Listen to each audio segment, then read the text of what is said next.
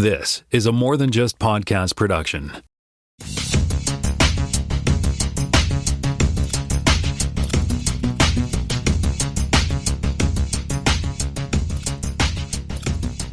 Welcome to this podcast, Season 4, Episode 35. My name is Timmy and I am in Toronto, Ontario, and I'm joined once again by Jonathan Gouline over there in Mississauga. Greeting there, trekkers. And in charge of shenanigans over in Seattle, Washington is Jaime Lopez Jr. How's it going? From the Irish Lopez clan. Jaime O. Lopez? Yeah, and so Jonathan wants me to say, on this episode, we're going to discuss Season 4 finale of Star Trek Discovery and Episode 3 Season 2 of... There's too many ofs in there. Who wrote this? Episode 3, Season 2 of Star Trek Picard. But first, ... I guess we're going to do some fact checks. There's no like, hey, how's it going? How's it doing? Well, no, we had the how's it going already. Well, we could banter. I didn't write in banter. Well, yeah, that's what I mean. You get this sort of formal thing, but, whatever. Okay. Anywho, yeah. So let's jump into the fact check. I think, this is me. Yeah, so I remember last week I get confused because all these Star Trek things for the last millennia has been filmed in Toronto, that I kept looking at the theater that they were in for that scene with the, where they had the Academy, and then they had the scene with the Picard supposedly offing the Generalissimo offing the Borg Queen. Mm-hmm. That I looked at that theater and I thought that looks awfully familiar, and I actually, as you may or may not remember from last week, I watched that scene a couple of times. Anyway, turns out that is in fact the Walt Disney Concert Hall by none other than Frank Gehry, which stands for the exterior of Starfleet Academy with the Kirby walls and stuff like that. And it's in Inglewood, California, which is basically Los Angeles. Yeah, and for the bright part, they used for the Academy, it was all bright and light colors, and then for the dark with the black and red, as Jaime mentioned, for Episode 2, they used the same space for the scene where the Generalissimo is going to off the Borg Queen, and they had I think they had CGI'd some people in there to make it look like it was quite full, but it's not really that big. It's sort of a Massey Hall kind of place, I guess, right? Yeah, I still think it looked a little Spartan. Yeah, well, I mean, even especially when they were doing you were in the crowd scene, and there's like five guys with their arms held up. Yeah, get that head, woo! Yeah, boo him. Yeah, blood. Yeah. I thought they were yelling Picard. No, blood. Really? Okay, I don't know. And then I also talked last week about the Voyager space probes. Voyager 1 and Voyager 2 both had it's called the Voyager Golden Record. I've got a link here in the show notes to all the sort of things that are there, and as well, the actual line from the show, which they repeated again today, was that we were trying to remember was a safe galaxy is a human galaxy, was what the slogan was that they kept repeating. But I was saying the only dead human, or the only good human, is a dead human. That is actually a line said by James Gregory, who played General Ursus in Beneath the Planet of the Apes, which is the second movie of the Planet of the Apes there. I always thought that was a trucker dude, a guy from a trucker show, but I looked it up and I didn't. James Gregory, you probably know him from other things, but not as a sort of gangster or a cop or that kind of stuff. You have to look him up on IMDb if you're familiar with him at all. Anyway, and the throwing stars that somebody mentioned last week were actually the comm badges, which have blades on them. I think I found that out on the on what's it called thing, the Ready Room, at the show with Will Wheaton. Will Wheaton. And we were kind of wondering why Alice Krieg isn't quite reprising her role as the Borg Queen. We found out a little bit more today that when we got to see the Borg Queen in action. But Alex Krieg is 67 years old, and that may in fact be why she didn't want to do the sort of, or she couldn't do, or doesn't want to do the role anymore. But she did play the voice of the Borg Queen on the Lower Decks episode that I thought was the Annie Wershing, but it was in fact Alex Krieg. She has a very distinctive voice too, right? Yeah. I think, given the age that you mentioned, maybe she didn't want to get into makeup for hours and hours. Whereas for voice acting, unless they're really sticklers for method acting in some way, I'm guessing they probably don't make you dress up for that. Well, I gotta say the makeup on Patrick Stewart makes him really look like an 80-year-old. I'm really buying that. And the acting has got that act. I thought, so it would have been funny if I was thinking today, he's acting really old. I mentioned he acted really old in the first 2 episodes, and if he had gone back in time and somehow was a younger version of himself, that might have been kind of a fun twist and pulled the wool over all of our eyes. But in fact, he remained an 80-year-old, unfortunately for me. All right, they could have recast him with Tom Hardy. He was just waiting right there. They could have. Yes. Well, there is a timey-wimey twist that I don't know if I'm going to talk about it when I cover the show. But anyway, so we'll move on to the headlines now, and we'll throw it over to Jaime Lopez Jr. If people were wondering, are they going to show Kirk in the new Strange New Worlds Star Trek series? Because it's pre-Kirk, but maybe third, fourth, maybe they'll do 5th or 6th season. Nope. 2nd season. Here you go.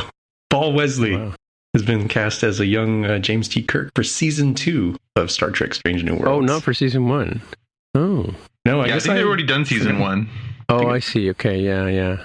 I guess I had vaguely forgotten that they signed up for 2 seasons of this. I knew they did that with Lower Decks, and we talked about the animation piece, but it escaped my memory that Strange New Worlds was premiering with 2 seasons right out the gate. They didn't want to do like William Shatner with CGI and make that work? Just a Luke Skywalker deepfake? Yeah, exactly. Well, it's funny because there was a picture actually posted, I think I saw it on Twitter or something like that, of a gentleman looking very much like this person here, and somebody else in sort of a red shirt. And the caption was, look, they're filming Star Trek in Toronto, and it was clearly this actor in the yellow tunic there, representing. It's funny when I saw that same picture, Tim. I saw it on social media, and they said, they're filming outdoors. They're filming scenes from Strange New Worlds. And I was like, oh, interesting. I don't recognize either of those actors. And then I saw Jaime put into our show notes, they've cast a new guy, and it's this guy. I was like, oh, I saw that picture earlier. I didn't put 2 and 2 together that was some dude playing Kirk. But then I don't watch. So apparently this guy's name is Paul Wesley. And he's on Vampire Diaries. I've never seen Vampire Diaries, but I guess if you were a fan of that, you would recognize him as somebody who was on television. I did not. Yeah, I suppose. So, you moved this one up, I guess, the Borg Queen thing. Yeah, I did. Actually, I wanted to just sort of. Didn't we talk about that last? Is this the same? I just noticed that this was in the last week. We talked about this last week, but then there's more to this one than the one that was last week. Okay, what we're talking about here, folks, for those of you driving at home or transporting at home, is that I put a link here saying the Picard Borg Queen actress weighs in on the debated Star Trek character question, which we talked about last week.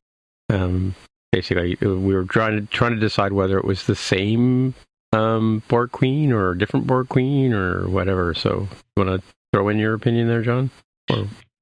I mean, we covered it a little bit last week, but she seems to think that, these are sort of, echoes of the same character, right? She seems to think that they are sort of different, there must always be a queen, there's always a queen. So if one queen falls, the next queen is just sort of, they just point across the room and go, you're the queen now. Yeah. But that queen has all the memories of the previous queen. So yeah. Yeah. And we got a little bit more of Annie Wersching as the queen in this week's Picard episode. And it is definitely a different type of performance. It feels alike, but unalike. Yeah, well, I mean, I don't know, but the queen in the Voyager series, she seemed to be not as threatening as Alice Krieg's performance, but she felt like the same queen, though, right? Even though it did feel a bit odd, right? And Annie Wersching did say for this particular role, she did check out. She watched the other 2 actors' portrayals, but then she went and watched all the episodes with the Borg and to get a sense of what the Borg is and that kind of stuff. But she wasn't attempting, as she says, to try and she wasn't trying to mimic Alex Krieg or the other lady. I can say, having watched episode 3 of Picard, that is true. Yes, definitely. This is her own. And we have a new trailer, which I think I saw. Yeah, we got the first look at Disney Plus's Ms. Marvel series this week. And it looks good. I think, right off the hop, they definitely did us right by casting a young woman from nearby Markham, Ontario, to be the star. Her name is Iman Vellani, and she's going to be playing Kamala Khan. And yeah, it's a sort of a fun, young. It's got sort of a Spider-Man high school kind of vibe to it. Pretty different from what we've seen. Obviously, they're promoting right now. They're promoting Moon Knight, which is starting in a few weeks, and they're promoting already the Obi-Wan Kenobi series, which looks pretty heavy. This looks like it'll be a nice palate cleanse. It seems a lot lighter than those. Yeah, definitely. Yeah. There was some minor kerfuffling this week in the comic book community. I will report that some people are not impressed with the fact that they've changed her origin already. You can see in the trailer that they've gone some different directions, and they've changed some of her powers. And so some comic fans are sort of saying, well, great start. You've already changed the character, fundamentally. I am taking much more of a wait and see approach. People get really hung up on origin stories, but even for something that was only created, within the last decade, like Kamala Khan, it just doesn't always translate from paper to screen. Like, you have to give them a little latitude.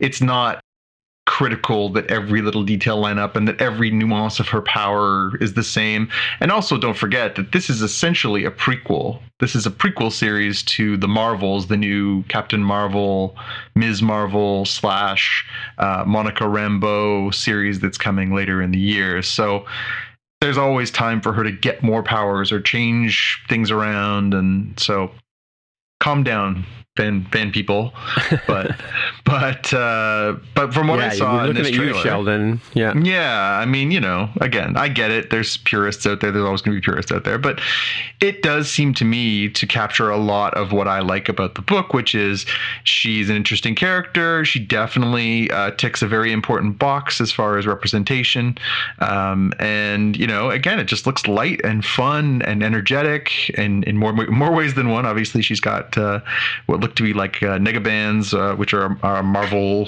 MacGuffin that grants people powers. So pretty much imagine something similar to Green Lantern's ring. You think about it, it does it kind of concept.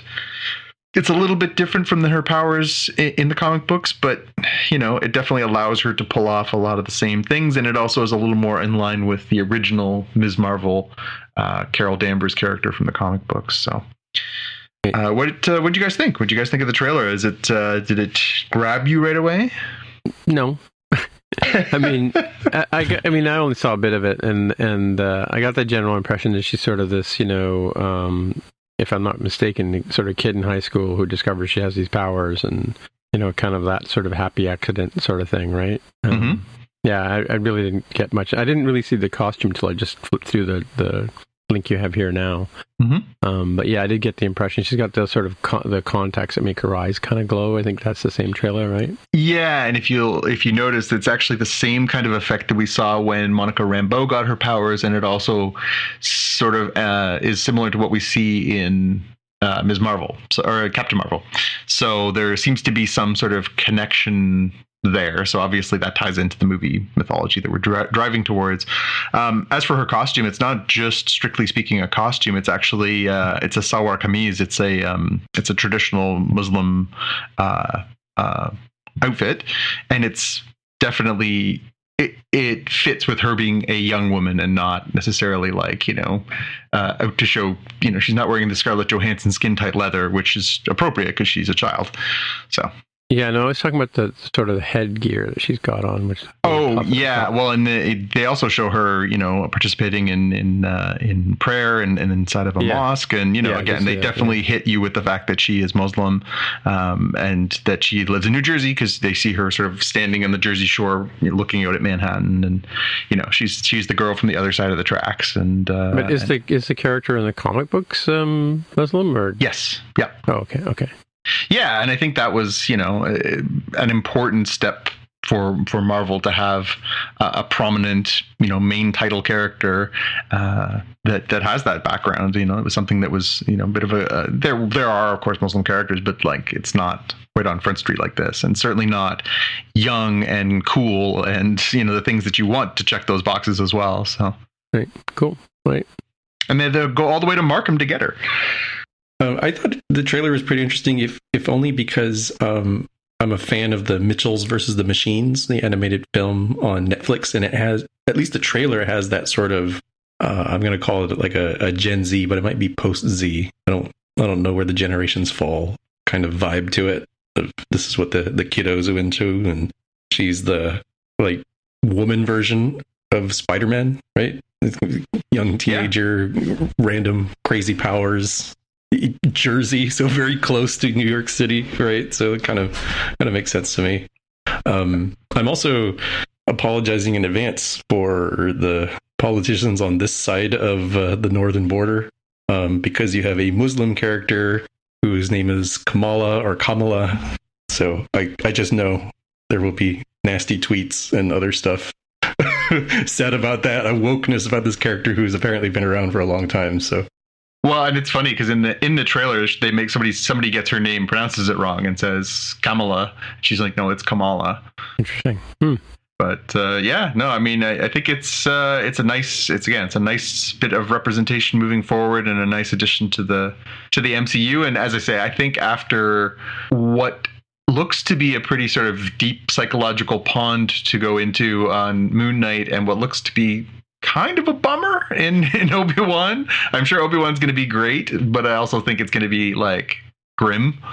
I think this will be a lovely palate cleanser as we head towards summertime and actually get to see this. So I think we'll all be in need of that by the time it comes around.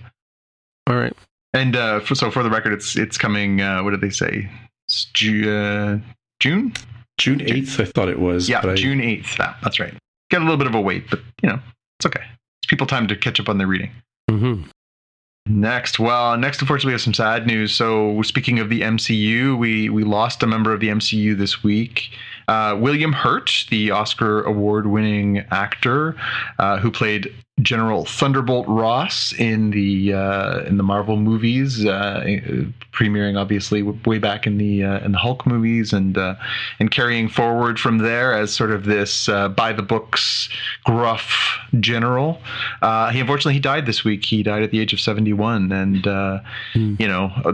it's funny because obviously for our community, that's his sort of claim to fame inside the MCU. But this was by all accounts the actor's actor. He was in a lot of very famous roles, and he was sort of one of those faces that in the 80s and 90s was just if you knew if you saw William Hurt in a movie that it was probably going to have some gravitas and some legs.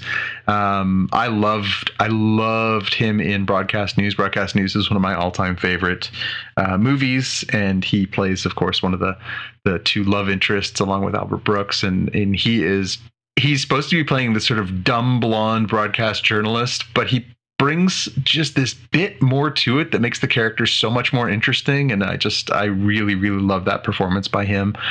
Famously, of course, he won the Oscar for Kiss of the Spider Woman way back in the 80s. But sad news this week to lose an actor of his caliber. It's a disappointing thing. Yeah, I think he was the father in the AI movie that Spielberg did way back when too. Oh yeah, you're right. That's right. Yep. Yeah, so this is almost follow-up in a sense. So sometimes folks have asked me, like, why subscribe to YouTube TV's service? It's essentially like cable. I'm pretty much the person who asks you this all the time.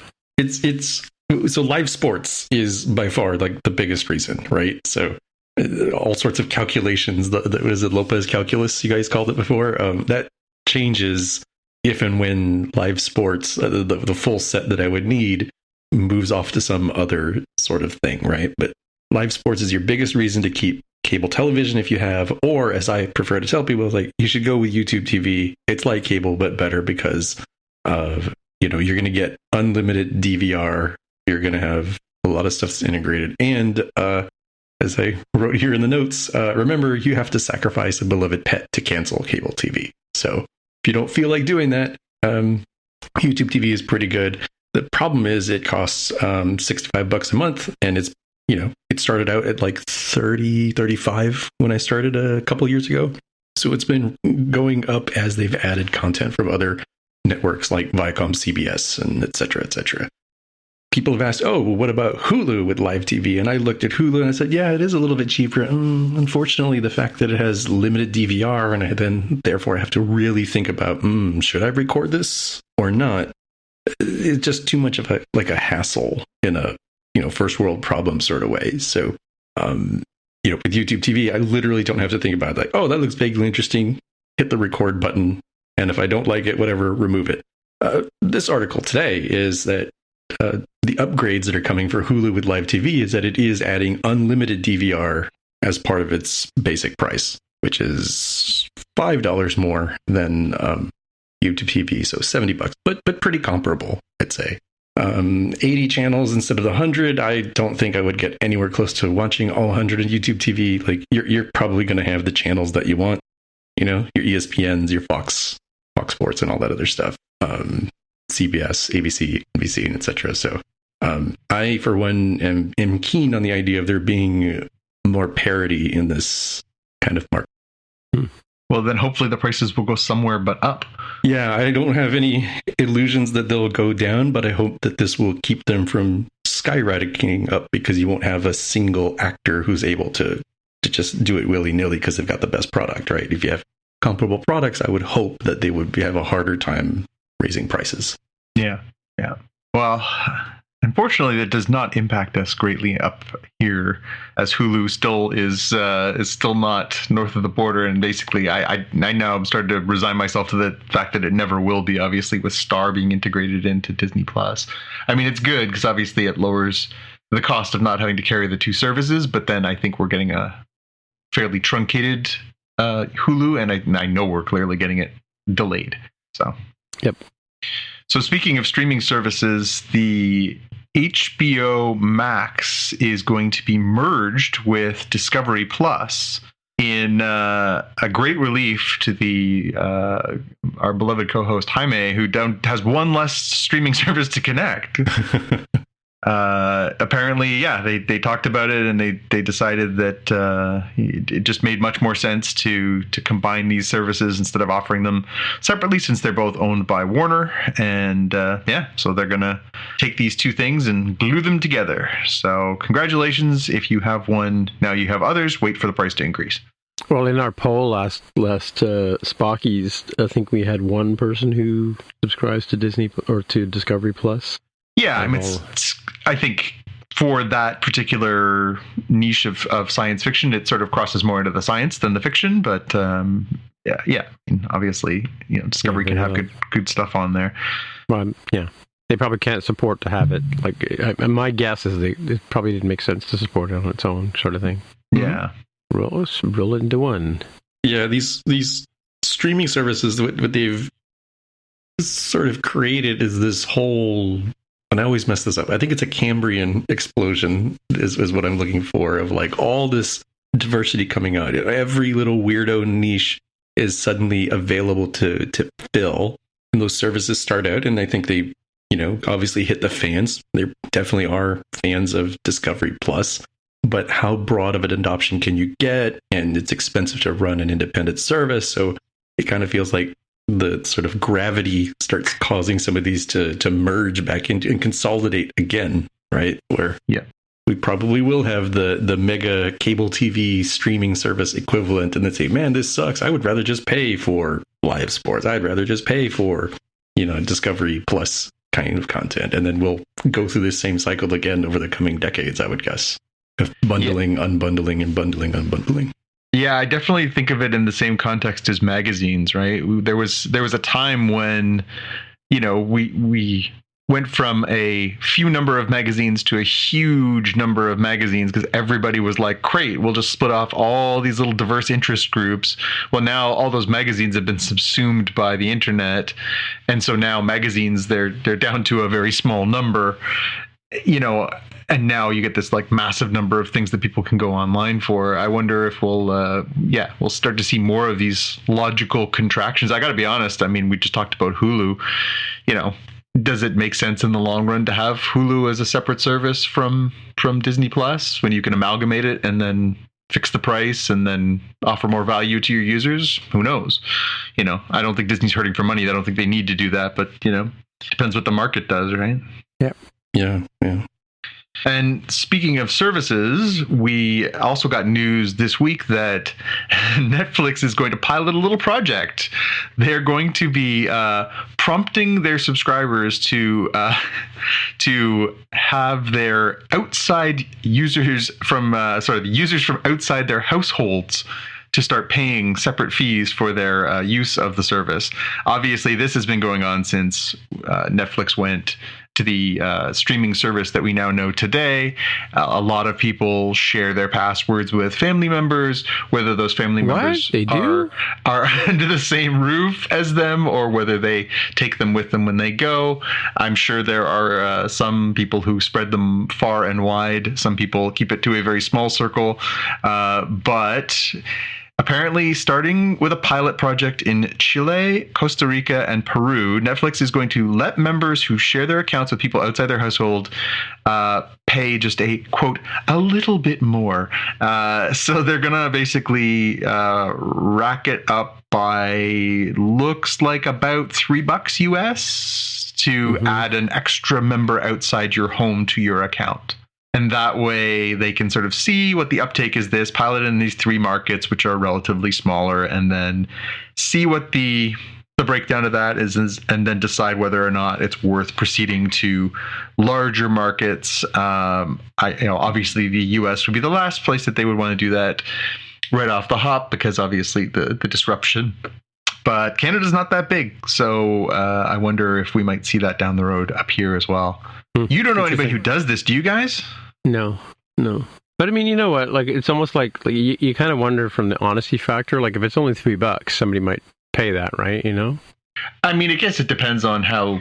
If they send you a note basically saying like, we know this isn't you, pay the $3 or, whatever. The thing is, it doesn't sound like there's an implied threat. I think they're going on the sort of, the honor system for the short term to sort of see if people feel the need to come clean. And I suppose this is a logical way of doing it. And instead of saying, hey, we know you guys are piggybacking this, you should be paying the full freight. What they're saying is, we understand that you may be a college student. We understand you may be a grandparent or, that's, I suppose, their best case scenario. And they're going to be somewhat lenient in charging them a small extra fee as opposed to a full freight, especially now that, we talked about it. It's up over $20 per month for the top tier package in Canada. So, I guess it's a step towards where they want to be, is making everybody who uses the service pay for the service. But it'll be interesting to see how this actually plays out. Yeah, I mean, technically, from a technical point of view, like every computer household has an IP address, and but the thing is, with most of us, we don't have dedicated addresses, right? So depending on how often you reboot your router. And how you have it saying whether it persists that address to your house or not. I mean, over time, you really can't pinpoint. I mean, of course, the RCMP and all those kind of people, if they ever wanted to, or the police in this case, ever wanted to figure something out, they could. But they could dig through logs and stuff like that. But it's hard to sort of pinpoint whether somebody's connecting from one house or another. Really, Yeah. Like I think, Netflix kind of does a thing where they count the number of concurrent connections, right? Like, isn't it like 2 or 3 or whatever at a time or something like that? Depends on the tier. Yeah, that's the thing. I think with the highest tier, I think you get like 3 or 4 simultaneous connections. So the odds of having all those people in your home or outside your home simultaneously using it in an era where you can also do Apple TV Plus, and you can do Disney Plus, and you can do Paramount Plus, and you can do HBO Max, and like. Yeah, but coming back to that, to the point about the IP addresses, I mean, like, if you're watching Netflix at home and then you go to work and you take the same laptop that you watch Netflix at home or your iPad or whatever, and you start watching it at work, you're technically in. So is it restricted to your household, like physical property, or is it connected to you? I mean, like for instance, if you wanted to watch something on Netflix in the afternoon on a lunch break or whatever, they can't really prove that's not you looking at it, right? Well, and that's it. I mean, what's the difference between my sharing my account with someone versus logging in while I'm here in my home and then logging in at my lunch hours at my office? Right, exactly. It's two separate on the streetcar locations. When you're on the way home. Or well, whatever, that's it, right? I mean, really, I don't know. To me, it seems like they'd have a really tough time pushing that fact. I mean, you guys are obviously way more tech savvy than I am. Do you think there's any way they could actually enforce people using their account and sharing their accounts? They could be dicks about it, but I'm sure they'd get more complaints than not. I mean, like for instance, in the example, if they tried to block access because they suspect that you're coming from the wrong place, like I said, I could be sitting on a bus on my way home watching my account, using my account from an IP address that my phone is bouncing from cell tower to cell tower, so I may not in fact have, and I see people watching movies all the time on their phones on the streetcar and on the buses and stuff, right? So it's not always that they've, like, if they got the cellular data and they want to use it to watch the show, what's to stop them, right? So other than Netflix saying, well, I don't think you're physically at your home. They could do things like they could have like a if they wanted to be, I think back in their direct TV days, they used to have a card that you used to have to put into your decoder. Right, so you couldn't use it unless you had the decoder, right? So, but now that we're on this sort of internet and you can watch it from anywhere, kind of thing. I mean, is that not the selling point? You can watch this anytime you want, anywhere you want, sort of thing. Yeah. Yeah. Like even with Bell Crave, I have my Crave account is connected to my internet account, or actually to my internet account, and but I can watch it wherever I am as long as I can log into my account, right? So yeah. I think if they were going to roll this out in a, lightly shaming people, but in a way that's not super obvious, I would probably have an email of like, hey, did you know this feature exists? If there's people outside your household, you can add them for $3. Yeah, I mean, that's what I mean. The honor system, right? They might get some sales, right? Yeah, so you start with that, and then if you want to start tightening up the reins, you do the same thing, and then later down in the newsletter that they kind of send out is the, hey, you should double check your security settings. You have these locations, and they show the map of like Toronto, Ontario, and Vancouver, British Columbia as common locations. Is this correct? Double check your 2FA, and then above that again is the pay the extra stuff for extra family member to sort of like lightly shame you without explicitly saying, hey man, we know what's going on. Yeah, it's a good analogy, because I mean, like, I remember once, this is going back many, many years ago, I got a call from my credit card company and says, somebody just filled up gas in San Francisco. Are you in San Francisco? And I went, no, I'm not. I was in Mississauga at the time, and that's how they knew that my card had been compromised, right? Because all of a sudden I logged in, doing air quotes, from somewhere else, right? So, I'd like to see I started thinking about why particularly these three markets in Peru, Costa Rica, and Chile. And I was thinking, I wonder why they chose them. And I was like, I wonder if there's like a high percentage of like Catholic guilt or something. Are they going after like a specific group that might be more prone to be like, I can't, God. It could be, you know what? It's like, okay, well, what is it? The Nigerian prince scam? Yeah. So, as I understand, and don't yell at me and don't send nasty letters to me. Send them to Jaime if you want, but don't send them to me. I had heard once that in Nigeria, if you leave money on the table, it's within their right to take it. Right? That's kind of sort of how they feel about it. So the whole idea of the Nigerian prince scam started because if they feel you're stupid enough to send them money, it's their right to have it. Right? Was it actually started by Nigerians, or was it started by Russian hackers?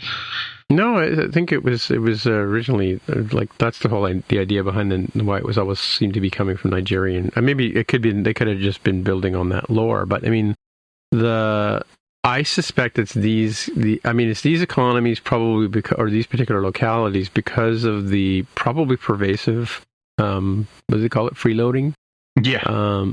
is it called freeloading, or you put the name in there? Freeloading, I think, is what they said in the article. So okay, yeah. So I suspect that there's probably a high percentage of that, and I don't know if Catholic guilt would really work, and because I mean, like in some okay, well, I mean, I don't know if I may have mentioned this on the show before, but I had heard, and this may be an unsubstantiated rumor, but at one point Microsoft added a feature in Microsoft Windows where you had to validate that you are in fact the person who held the license, right? So in the middle of you'd boot up your PC and it would say, hey, prove that you really are who you say you are, enter this key now, or enter your key, and then we'll let you continue to use the operating system on your computer, right? And apparently they got a call from the Chinese government because it was about to shut the Chinese government down. Yeah. Turn that off. Because, as it implies, in case you didn't catch on what I was saying there, it implied that the Chinese government was running off bootleg copies of Windows. But wait a minute, that's impossible because they are very respectful of copyrights over there, so I don't understand how that could happen. Oh, yeah, I don't, yeah, Same with India and Russia and and Nigeria, of course. Well, I saw that was one of I didn't put it in here, but I saw that was one of the threats that came out during the current embargoes and conflict in Ukraine, was that Russia was saying that if it's being basically ostracized, that it might start negating copyrights and things like that, because if they're not participating in the global marketplace, why do they have to observe all those kinds of things? I was like, whoa, that could get interesting fast. Yeah, well, I don't know. We could have a whole podcast on what's happening over there. Let's not do it. All right. All right.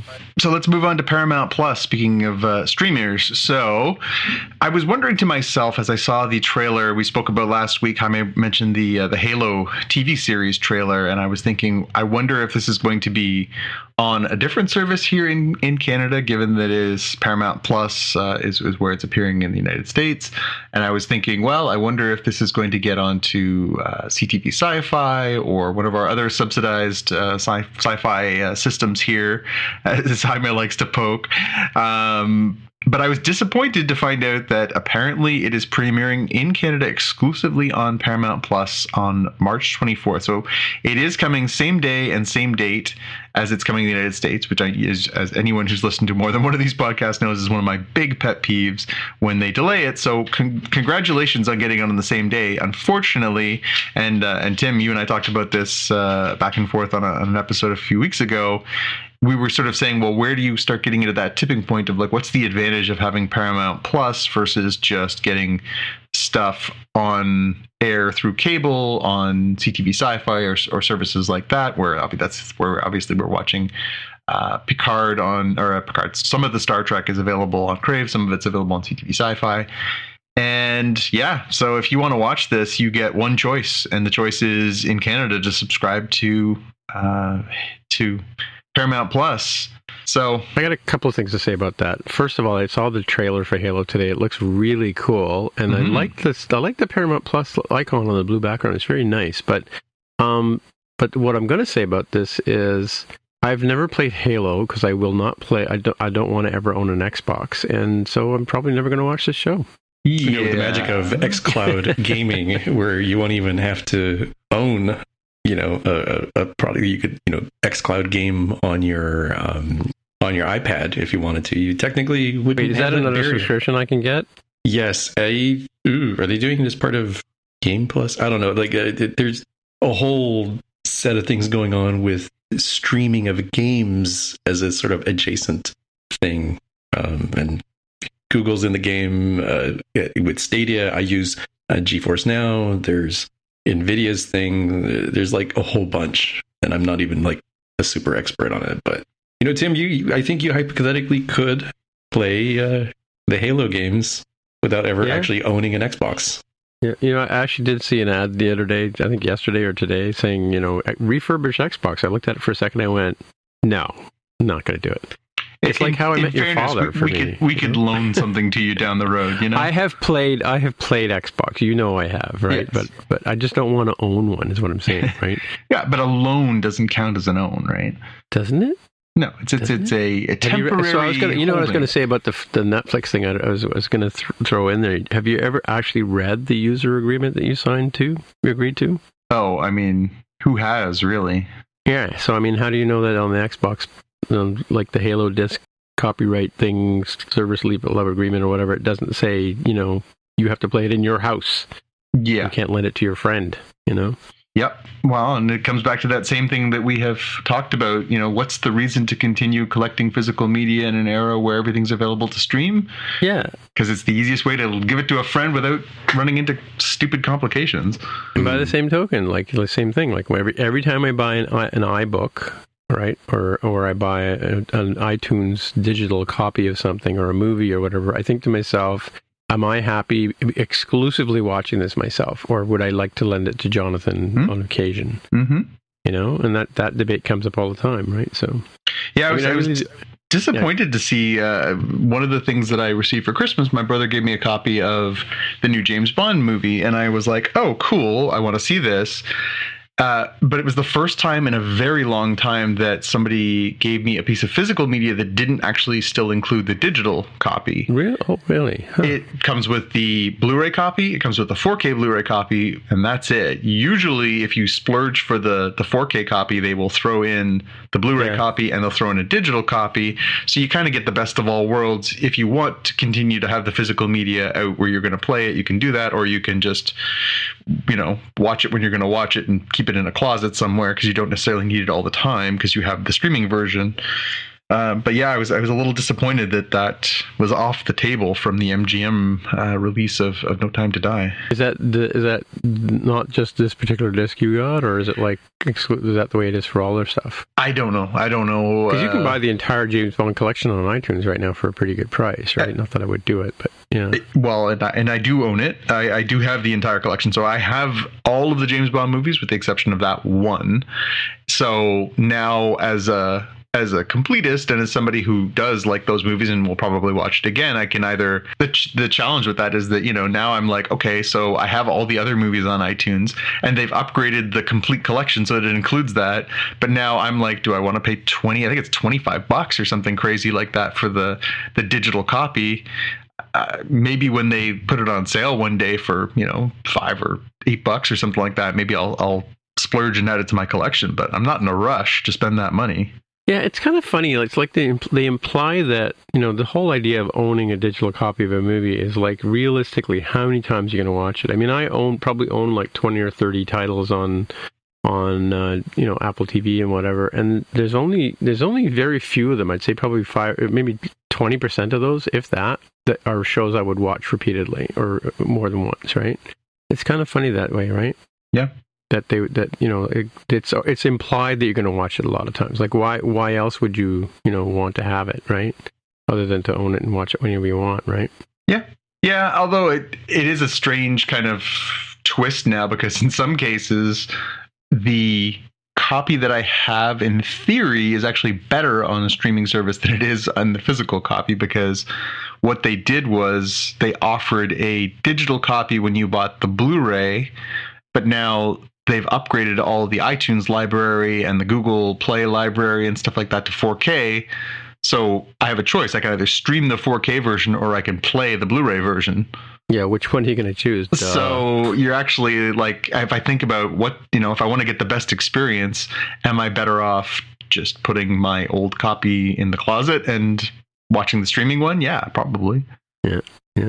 Yeah, so we've got The Boys Season 3 teaser. They call it teaser trailer, but it feels like a regular trailer to me. It looks pretty interesting, pretty intense. It's coming up pretty soon. Do you guys have thoughts from seeing the trailer? Yeah, I mean, so I've read the book already, so for me, I'm a little sort of spoiled. Although they are going in some unique and different directions, but I'm excited. I mean, I was so happy. We talk about, obviously, it's really easy to dismiss, the ghettoization of science fiction and fantasy. It's happened for 75 years, or frankly, it's happened for 200 years. It'll continue to happen long after I know I've shuffled off. as much as we talk about how great it is to have the mainstreaming of things like Marvel, they're not exactly, I mean, with the small exception of Black Panther, they're not getting nominated for major awards. What they're mostly getting is they make a lot of money for studios, but major artists poo-poo them and say they're not real and they don't matter and they don't count. So having said all that, I love the fact that The Boys season 2 got nominated for best drama at the Emmy Awards, because it was fantastic. It was so good. And then we talked about that when we talked about our Spocky Awards. Anthony Starr, I mean, as far as I'm concerned, he could have won that award. Like, he is an absolutely captivating performer, and he was really, really good in that second season. So they definitely have caught on to something very special with this series. It is pretty over the top and it's pretty crazy, but it's also touching on something. I think it's really resonating, and I think I'm very few things I'm looking forward to more this year than Boys season 3. They really have captured something pretty amazing there. Yeah, definitely. I haven't seen the trailer of this particular one, but when is it coming out? Do we know? I just closed the link and I didn't memorize. The show is ruined. Oh no. Well, while you're looking for that, July 8th. Hold on. No, I'm sorry. June 3rd is the first 3 episodes, so they'll drop the first 3 episodes, go weekly, and then the finale, the season finale, is July 8th. All right. Okay, good. Something to do this summer. I wanted to ask you guys, speaking of trailers, have you seen the latest Spider-Man trailer? Which Spider-Man trailer? Well, the No Way Home one. Oh, is it the funny one? No, it's like the one where they show all 3 of them, right? Like within the first 20 seconds of the trailer, right? Oh, no. No, I saw that they put out a Goofy trailer on social media today that's got like them. It's like kind of a bloopery kind of thing where they're cracking up and they're being silly, stuff like that. So no, I didn't see they did one where they show the 3 Spider-Men. Yeah, and it shows Captain Marvel for a split second, and then it shows the 3 of them. And so Andrew Garfield was on one of those shows yesterday, and Jimmy Kimmel, and he was talking about his nomination and or what is it, Tick Tick Boom or something. He's talking about being Spider-Man and filming the scene, because apparently there's a classic comic book picture of the 3 Spider-Men like landing in a room together, looking at each other, going, "What?" And they apparently reproduced that shot before they started filming. Actually, they all put their uniforms on, and then they went out without their masks on, and they did it. They quickly did the meme, and he said that's the first thing they did before they even got on set. So before he even met the other 2 actors, he was dressed as a spider person, right? And amazing, I think he is. He's the Amazing Spider-Man, right? Andrew Garfield. Yep. Yeah. So I mean, so the 3 of them were sort of like reproducing that same meme for a meme, actually. But it was interesting. And then like right after that, the interview, they showed the Spider-Man trailer, and like poor Jaime, I'm thinking, give it away, like, because for those of you who don't know. There's more than one Spider-Man in this movie, and Jonathan and I have been very good about not having any spoilers, but it's not until well into the movie that actually happens, right? Right? Well, yeah, I mean, it's obviously, with respect to Jaime and some people who obviously didn't have the opportunity to see it like we did, it has been a pretty open secret for a while that's, I think even going into it, I think everybody knew that was probably in the offing. But yeah, it's really funny how they've spun it around to be right there on Front Street. And now they're saying, like, here is, here it is, they're laying the card on the table, right? Rather than sort of, because I think when you and I went in to see it, we knew they were involved, but we didn't know how they were involved, right? The other 2 Spider-Men, because and I didn't know specifically what they were going to do or what part of the story they would fall into, right? So, yeah, and without spoiling it, there are lots of Easter eggs in that movie that will delight many, many people. Yeah, I mean, it's the how and then the emotional resonance that matters so much more than that it happens. Like, I don't think it spoils it to know that that's part of the movie. I think no, that's what I'm saying. But they're even more enjoyable. That's all I'm going to say. Yeah, no, more sure. enjoyable things in there. Yeah, for sure. Cool. For those of you invested in the Marvel universe. Yep. So are we done with the boys? Because there some point Tommy was looking at. Okay. Oh yeah, when it was coming, but he told us that. Okay. All right, we can move on to Umbrella Academy. Yes, Umbrella Academy is returning in June. That was the another series that I'm quite fond of. I really like the Umbrella Academy. I really, really enjoyed the first 2 seasons that they've done so far. And we did get confirmation this week that the season 3 is coming on June 22nd. And this being the good folks at Netflix, it's going to drop all at once. So you don't have to spread it out over the summer. You just have to try and watch it all as fast as you can so that nobody spoils anything for you. So has the young actor grown at all since the last time? Yes, he has. It'll be really interesting. Can't they find kids that don't grow? Like, what is with this? Did the two of you watch season 1 and 2 of this? I can't recall. I think I saw season 2. Yeah, I've seen both seasons. So if you'll recall, the second season sort of ends on a what the moment where they finally, season 2 is about this sort of time travel adventure where they go back in time and they all have their sort of separate adventures, and it all sort of culminates on them being able to go back, solving the issues, saving the universe, and then having to go back to their original time. But there's a bit of a wrinkle there. So I think it's, we talk about how, sometimes these series don't do themselves any favors by wrapping things up in a nice, neat bow at the end of their seasons. I'm keen to see how they do this and how they sort of pick up that thread that they left off at. That was a good, not a ridiculous cliffhanger, not like, literally somebody hanging off the edge of a cliff. It's more of a what? But I think it'll be really interesting to see how they spin that forward. And I think it'll also be really interesting to see what they do with Elliot Page, because I was going to say the same thing. Yeah, Elliot has transitioned from being Ellie Page to Elliot, and is now identifying as a man. And I wonder how they will adapt that part of his life into the storytelling. If Elliot is going to be playing a character who transitions, or if Elliot is going to be playing a female role. I don't know. I don't know how they're going to do it. So I'm really keen to see how they build that development in the actor's life into the story. Yeah, for sure. Cool. Alrighty. Last but never least. Yeah, new Sanic trailer, the final trailer before this movie ends up hitting in, I know it's in April. When does this hit? I can't believe how fast they rushed out a second movie. Doesn't it feel like it's super fast? Like, sometimes it feels like it's years between these things. It feels like it was like 5 minutes ago that the first one came out. Yeah, weren't we just laughing? Well, they had that whole snafu where they had to go back and re-render because everybody freaked out about the way he looked, right? That might be why it feels like it's so fast, because they burned like 3 to 6 months doing that, right? When they delayed it. I don't know how long it was, but it was a good chunk of the year. So you would have to figure that they would at least start anticipating that it might be good, even when they had their horrific art design prior. That, let's start getting things lined up to start making the sequel and then keep going.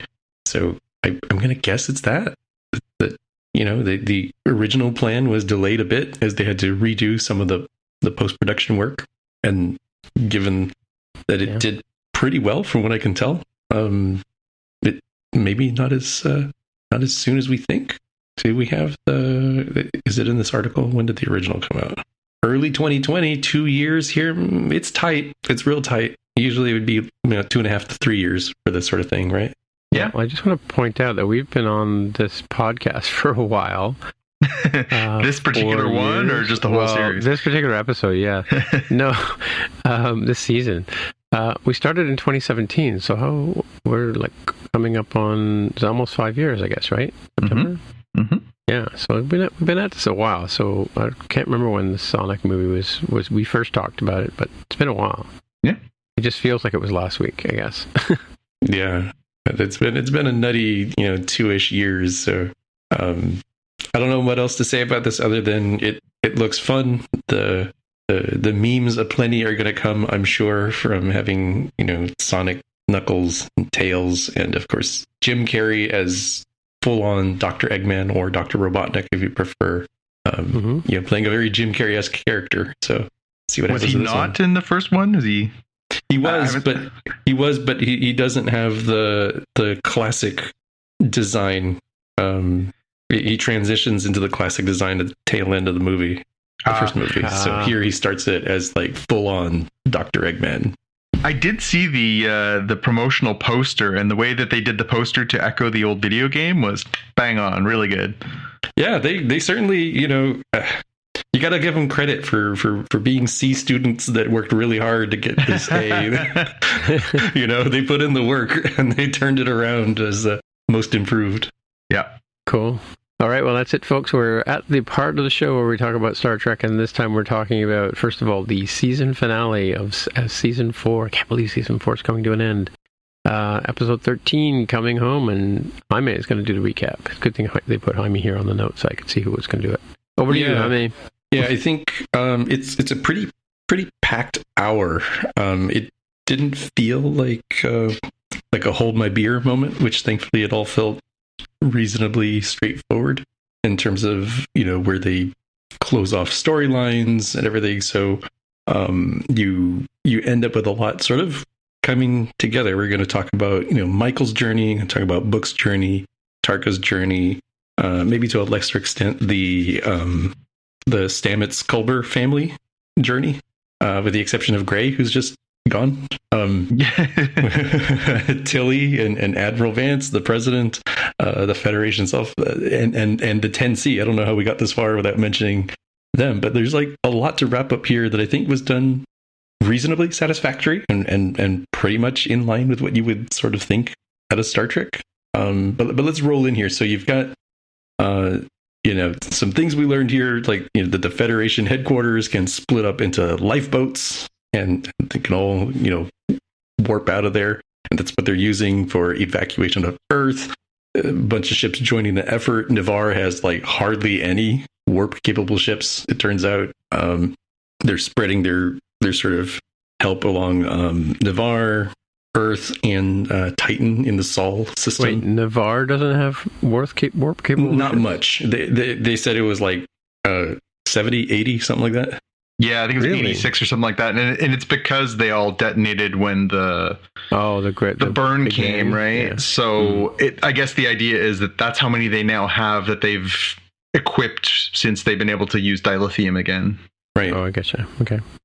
Yeah, so it kind of makes sense that they're kind of not in the best fleet shape, given that in the prior season the whole burn thing was something they had to move past. And why would you invest in a lot of warp capable ships if dilithium is difficult to get? Right? It kind of makes sense. So the USS Mitchell's off helping folks on Titan, and it's kind of just all hands on deck everywhere to try to evacuate what you can from the planets before the DMA destroys them. Switching over to what the Discovery is up to, they're still caught in the 10C's orb. We know that Tarka, who has taken control of Book's ship, is trying to go do his thing with the DMA power source. Go see his buddy Oros.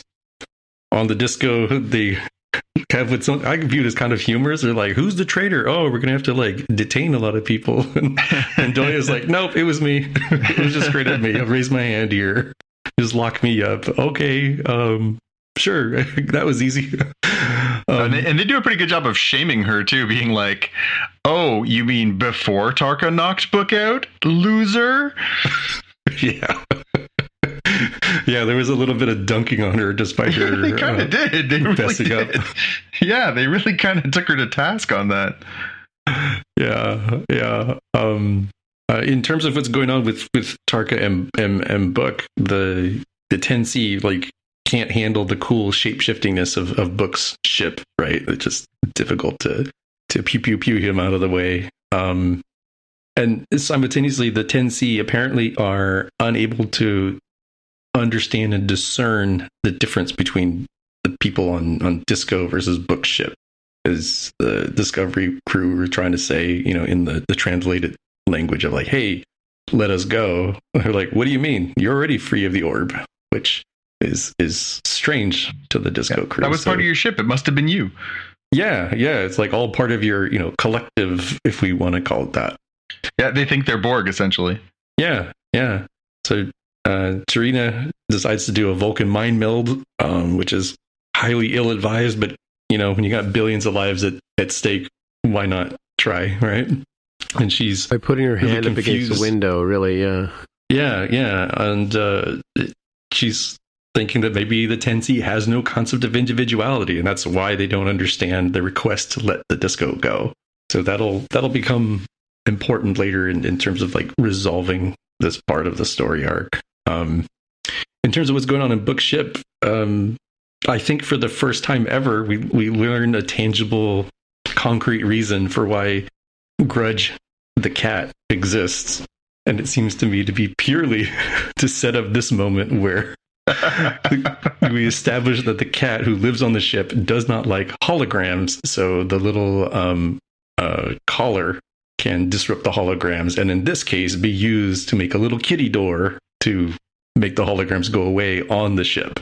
So it was a missed opportunity to not make Jet Reno crawl through the kitty door on camera. I was going to say, yeah, and him as well. Yeah. I thought that was going to happen. I mean, I guess it's implied that it happened, but we never actually see that. And the aforementioned collar also works as a good way to sucker punch Tarka, right? Because if you've got it around your fist and all the holograms go away from the collar, he just punches them real good.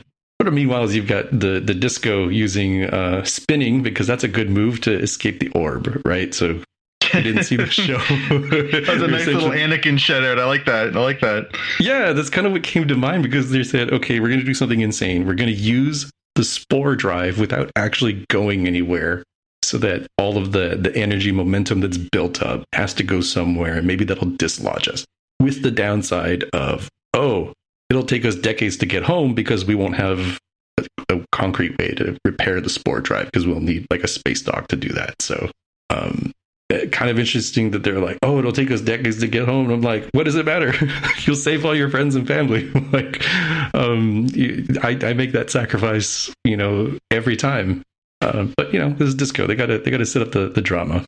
And speaking of drama, you've got Book needing to get Reno off the ship and onto Discovery to tell them, what's going on, help them with the plan, and also just on a personal note, tell Michael that I love her, and to do whatever it takes, sort of implying like, if you got to blow me up, blow me up.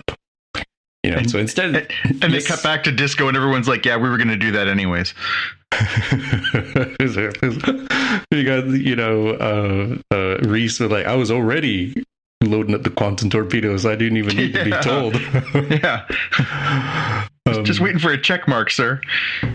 Yeah, and so they've got this suicide mission idea of like, okay, well, we can get a shuttle, we can have somebody play bumper cars with Bookship and dislodge it that way. And there's a little bit of a weird drama moment of like, we'll need a good pilot. Oh, okay, well, let's do I guess Detmer, you're going bye from this crew.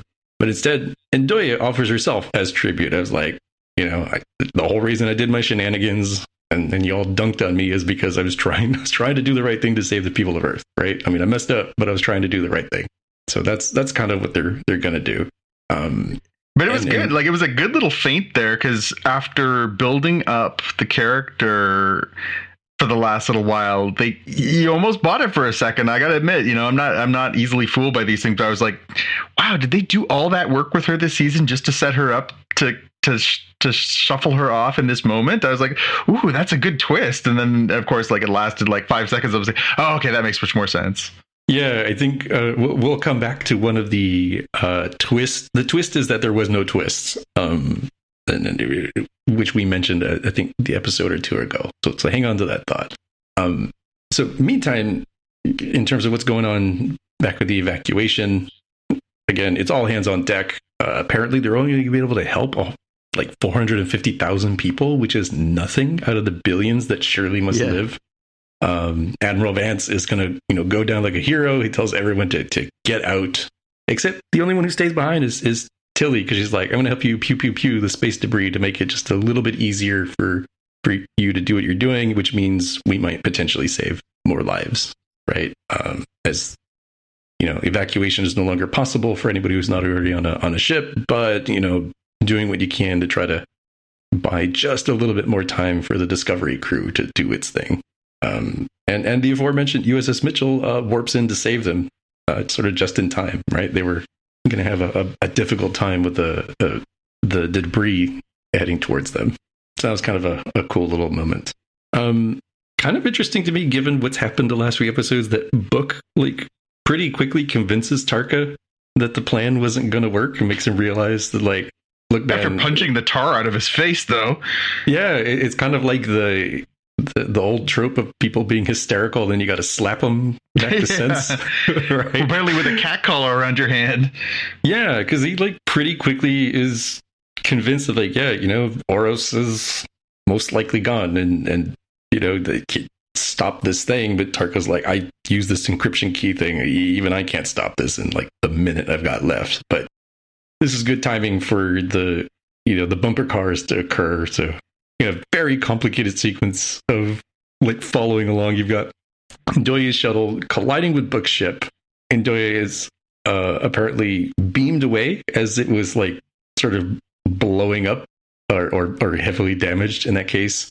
Tarka offers himself up as tribute, beams Book over to Discovery, at least as far as he knows, and readies the little interdimensional device that he wanted to use the DMA powered with. And then that ship, the Book ship, goes kaboom, right? You've got the sort of weird moment of like, oh, it looks like Book's beaming over to the Discovery's bridge, and then no, he didn't make it here. Right? It's like he is gone, straight up gone. So you've got the drama moment of like, this person has been lost, so he's very near and dear to Michael, and oh, by the way, wipe those tears because another orb is coming, so we got to deal with more stuff. So they're setting up the drama for like sort of the back third of this episode, where very quickly you've got the last call for alcohol at the HQ, where they're like, there's nothing we could do, it's over now, but it's inevitable, let's just drink our way to oblivion. If only someone thought to bring rice and brandy or rice and whiskey. Yeah. I want to know where the Admiral was stowing those 2 little flasks of whiskey. Like, he was just like, all hands on deck, Earth, Navarre, Titan, they're going to be destroyed. He's like, I better pack my whiskey. Yeah, I mean, he's got like the shoulder pads and stuff that nobody else seems to really have, so maybe it's in there. I wonder, do like Admiral's uniforms come with whiskey pockets, or how does that work out? Storage compartments. The Star Trek-y thing that sort of happens in the next part of the sequence is that the crew ends up like teaching the 10C how to count beyond 1, that there is something of individuality, right? And I think they probably were able to observe that sort of thing, if I'm reading outside the lines of like, why did they crash into each other's ship? What the hell is happening, sort of thing, if they're all just one individual. That's probably what the 10C were needing, is their own sort of slap in the face of like, oh, these truly are individuals who may not have the same motives. And you get the little call down of the crew taking a shuttle to the surface inside the orb and seeing the absolutely massive 10Cs without the sort of cloud of nebula gas around them, and they're massive creatures. The president. Okay, so I gotta laugh a little bit at this part, because they've established that they got better at learning the language, and so they've got this like complicated device that Saru is going to be the typist, right? And with the help of Zora, they're going to be able to more concretely, translate and speak to the 10C. At the same time, I am shocked at how complicated some of the statements people were making. Where if I was typing, I'd be like, 100%. We barely know how to tell them what a cat is and what the difference between 2 cats versus 1 cat is. And you want me to, as a reviewer, make this big old speech that you probably want in a dedication plaque, and it's beautiful, great, but I'm struggling to communicate that with these 1s and 0s that I've been given. Right? Yeah, that was the part of the episode where I was like, okay, back up, hold on. Like, what, are you kidding me? They went from like smells like fear to like, I would like to express my innermost feelings. one that's why episode. I said my comment about where's Yoshi when they need her, because she always seems to that's pull right. that out of Hoshi, her. Yeah. I mean, I the only way I can map the two things is we don't really see what Saru himself is typing, so maybe he's like, yeah, that's cool. He's like, we good, you good, DMA bad, you know. So he's like, taking some liberties here. He's like, look, man, I got to use the translations that I got. This is what you get, man. You get what you pay for here. So along this sort of lines, the Tensi are confused by like, why the heck were these others, in this case they're referring to Book and Target, like why were they trying to destroy the DMA? And Michael's like, look, your DMA destroyed his home planet of Quajon, right? And I guess in the you good, we good, DMA bad, they're like, oh, okay, my bad, we'll turn off the DMA. And why are you sad? I think we did this thing you wanted. It's like, oh, well, Michael lost her individual. Her Apparently. her one. Yeah, her one. And like, oh, snap, we could totally beam him back. No problem. And they just beam We had him in the buffer. We had him in the transporter buffer, yeah. And that was we were going to put him in a cage somewhere. This all worked out nicely. That was the thing that was wild. I'm like, they read through your mail. They're just rifling through it. They're like, so we noticed this beam out happening at a kind of interesting time, so we decided to intercept it. And then I don't know, they kept him in the pattern buffer the same way that Scotty did to himself to save himself, right? Yeah, why couldn't they beam Elnor back though? Maybe they could. Maybe that's the crossover between the two series.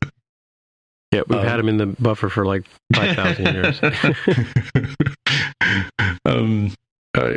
In terms of these creatures are so different, they didn't even notice life forms was sort of the key reason that like they just like the same way that they had talked about on the show. We may not even notice ants because we're so much different than they are. And I thought they were doing like the New York liberal elite of like, I don't see color.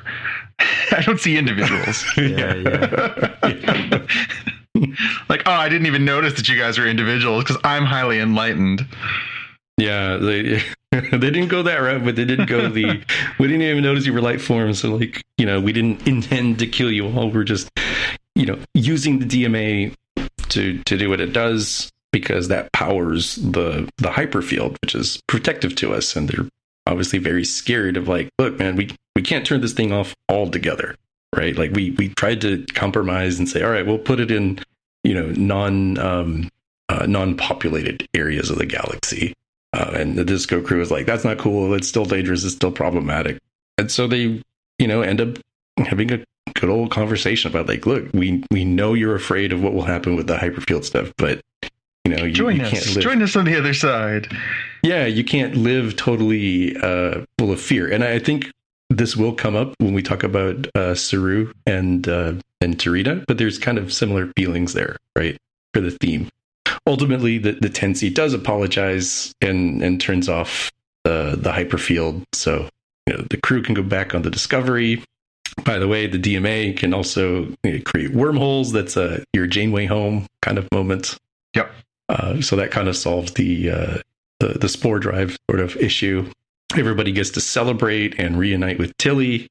The aforementioned Saru and Tarina are totally going to hook up. And was I the only one looking at the two of them as they're holding hands thinking, I can't quite get the math to work?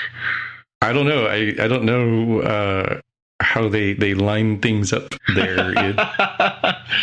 I mean, I get, obviously, we've seen interspecies relationships on Trek, but and I say this with, obviously we've had Klingon characters, but they're more human-ish than what we've seen with Saru as a Kelpian. Like, we haven't gotten into Kelpian anatomy and everything, but I don't know. Who knows? Maybe it's more of a platonic love deal than it is a physical love kind of deal, but still seems a little off.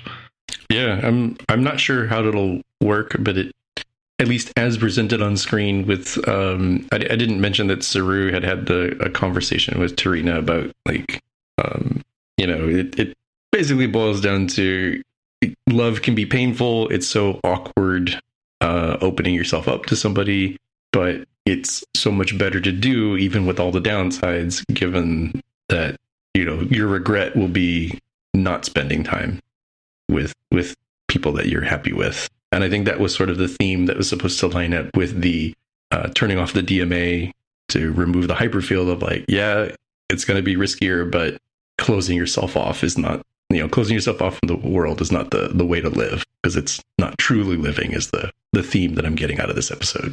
Mm-hmm. We got kind of a nice little recap of the season from Michael and the president. They didn't start out seeing eye to eye necessarily. They kind of understand each other better. This part of the show reminded me of the last 3 chapters of The Lord of the Rings, where it just goes on and on with 500 people saying goodbye to each other. Yeah, it's an ending. No, wait, this is the ending. No, wait, this is the ending. Yeah, like is there going to be another season? Like, does there need to be another season after this?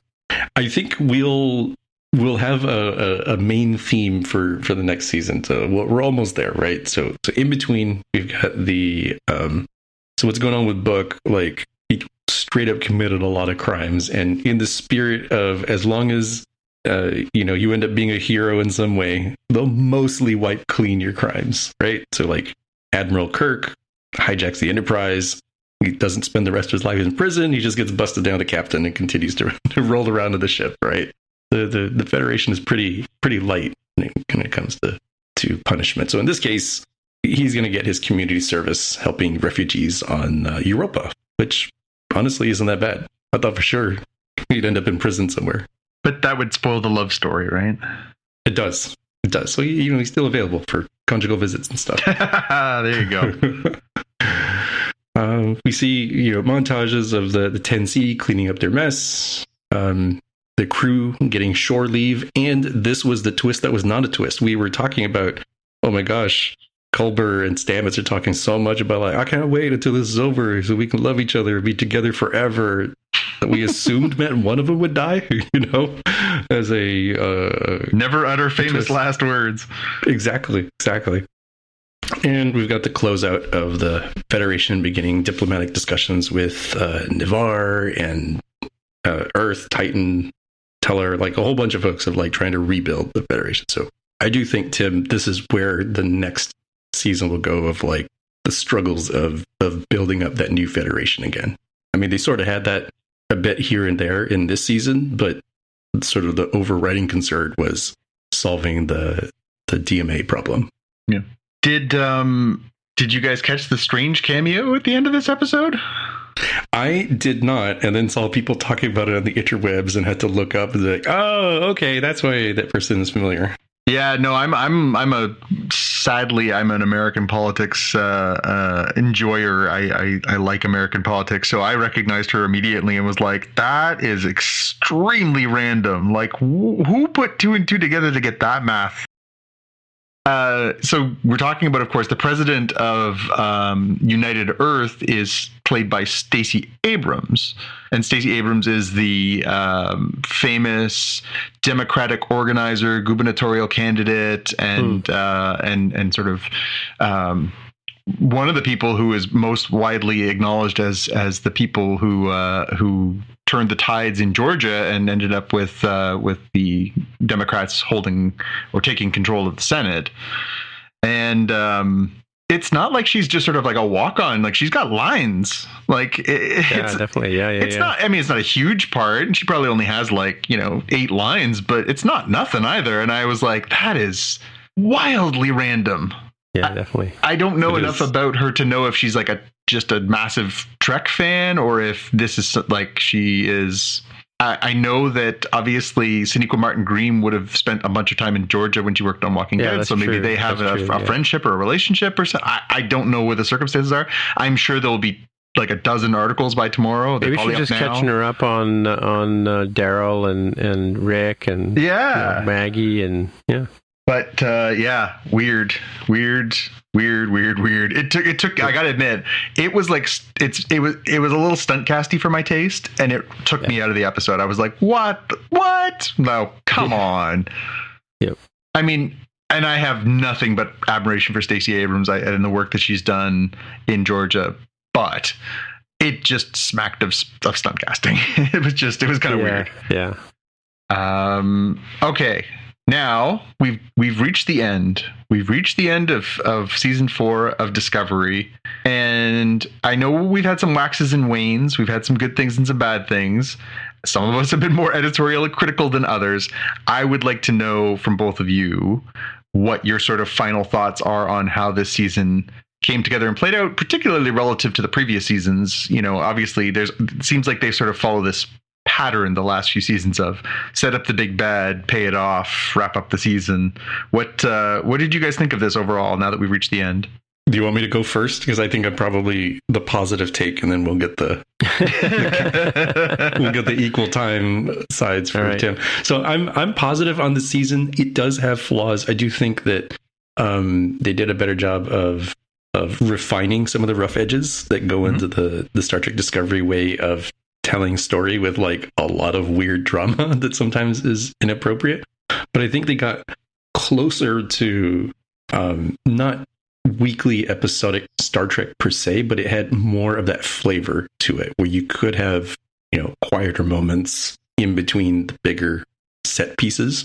I do feel like this season at 13 episodes, I think the reason I was able to say, oh, this episode doesn't have a hold my beer feel to it, which I think we've almost always talked about when it comes to New Trek.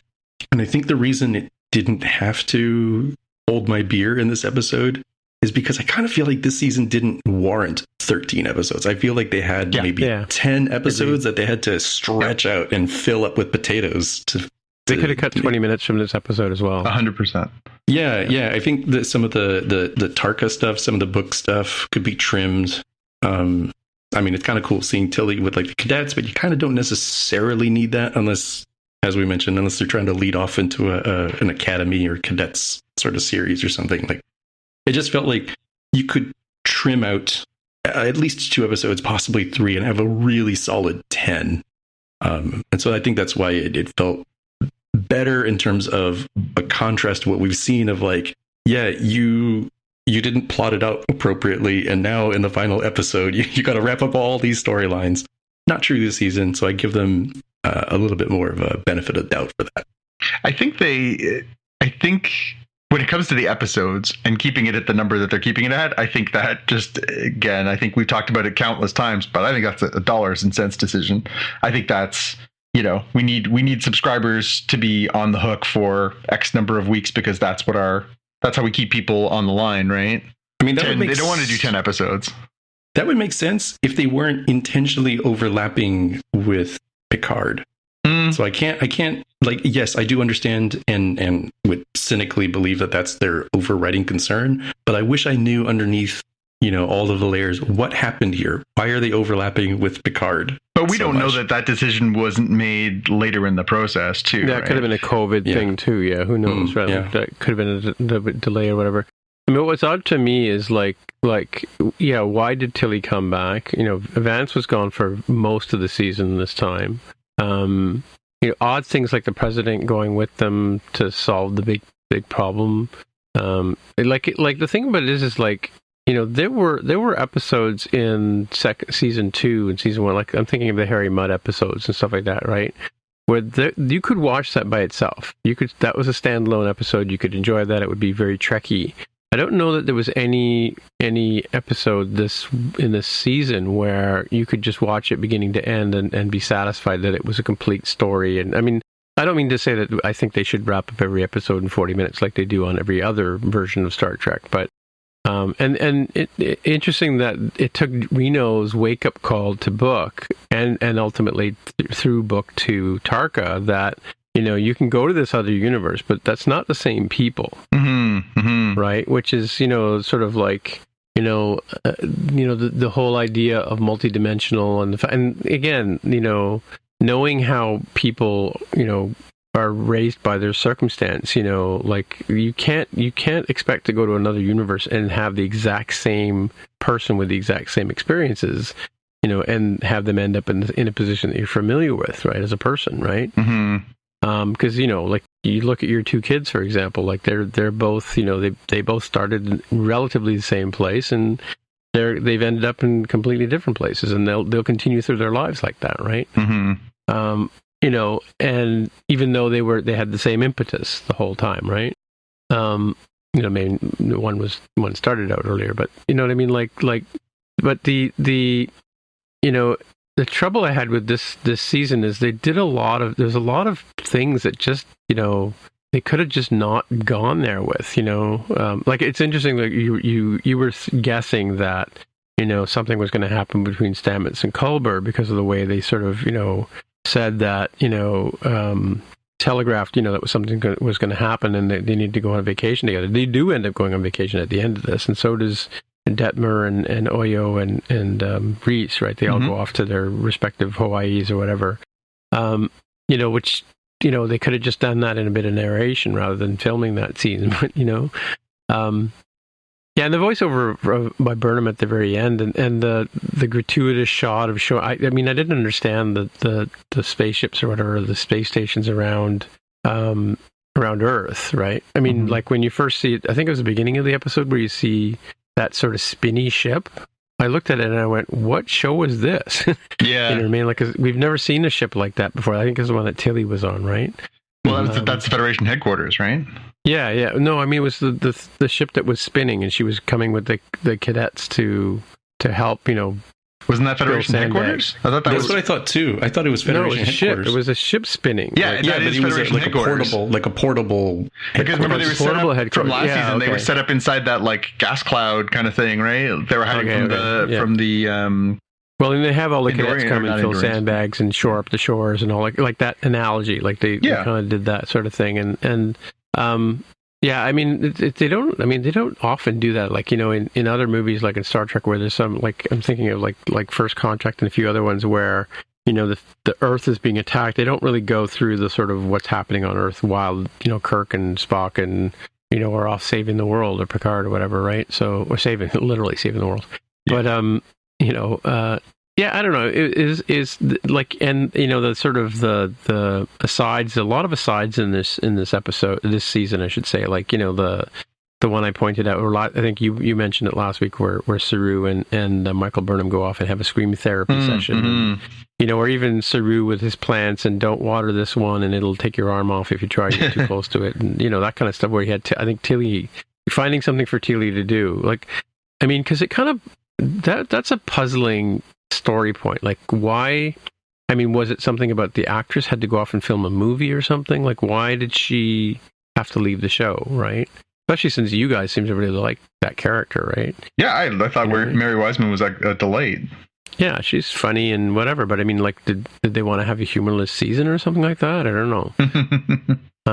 And then, you know, the whole thing between Michael Burnham and Booker and how, you know, they were buddies for like 5 years, and then the Discovery caught up with them, and now they have to take different sides, and he's going off to do this thing. I don't know, it was odd. I mean, I don't know. It varies very serial in that you couldn't really sort of consume one episode and be satisfied. You had to sort of, you know, but the cliffhangers between each episode weren't that great. You know what I mean? Like, if you compare that to what we just saw in Picard, we've had 3 episodes so far. 2 episodes? How many episodes have we had? 3. 3. And, you know, we've had a decent cliffhanger at the end of each one, right? You know, so, yeah, I don't know. It's Trek. I mean, it's like, you know, to me, it's like there isn't a bad Star Wars.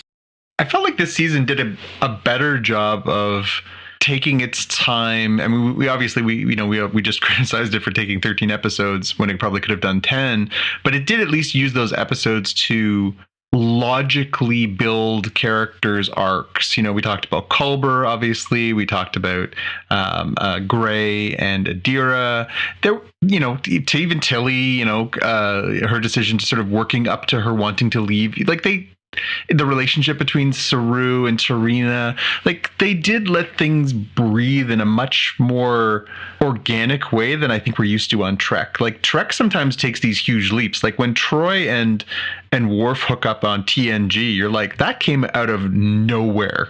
It wasn't like, you know, they flirted for, you know, a year and then they finally got together. It was just like one episode you tuned in and it was like, hey, Worf and Troy are hooking up, and you're like, whoa. what? Like that's yeah. that's a big leap. I feel like at least on this show, they put things out there in a very organic way that feels way more naturalistic. And I mean, maybe it's obviously the writing, but it's the maturity of the audience, but also, you know, like it makes for more satisfying, natural feeling consequences of things. It's not just out of left field where, like, if they just started that one episode with Tilly where it's like, and by the end of the episode she's out of there, you'd be like, this makes no sense. She was happy last week. Why is she suddenly leaving? Whereas if you show her dissatisfied for 5 or 6 episodes and clearly not happy, and then you get the payoff, you're like, oh yeah, no, that totally jives, and it's way easier to digest. So I think from that perspective, this season was very satisfying. Like, I felt like I was invested with the characters. I didn't love the Tarka book stuff. I didn't find Tarka. I mean, you know, we've had the sort of single-minded egomaniac character played out through sci-fi. The Nexus. Sure, like, sure. Like the same character over and over again. Sure. But I do think that for a lot of the season, the way that the characters that we've come to enjoy over these past 4 years interacted and the way that they dealt with what was going on in their lives, it felt very down to earth, very grounded in a way that Trek doesn't typically do. And I really enjoyed that part. Yeah. So my one criticism I want to talk about, though, is I think, you know, the fact that they've come 900 years in the future and the Federation is kind of disbanded, right? Mm-hmm. Did they really need to reestablish the Federation? Like, or could they not have gone, like, could the writing have not gone on to something bigger and better and you know, whatever, right? And where the hell are the Klingons, you know? Yeah. But I mean, like, you know what I mean?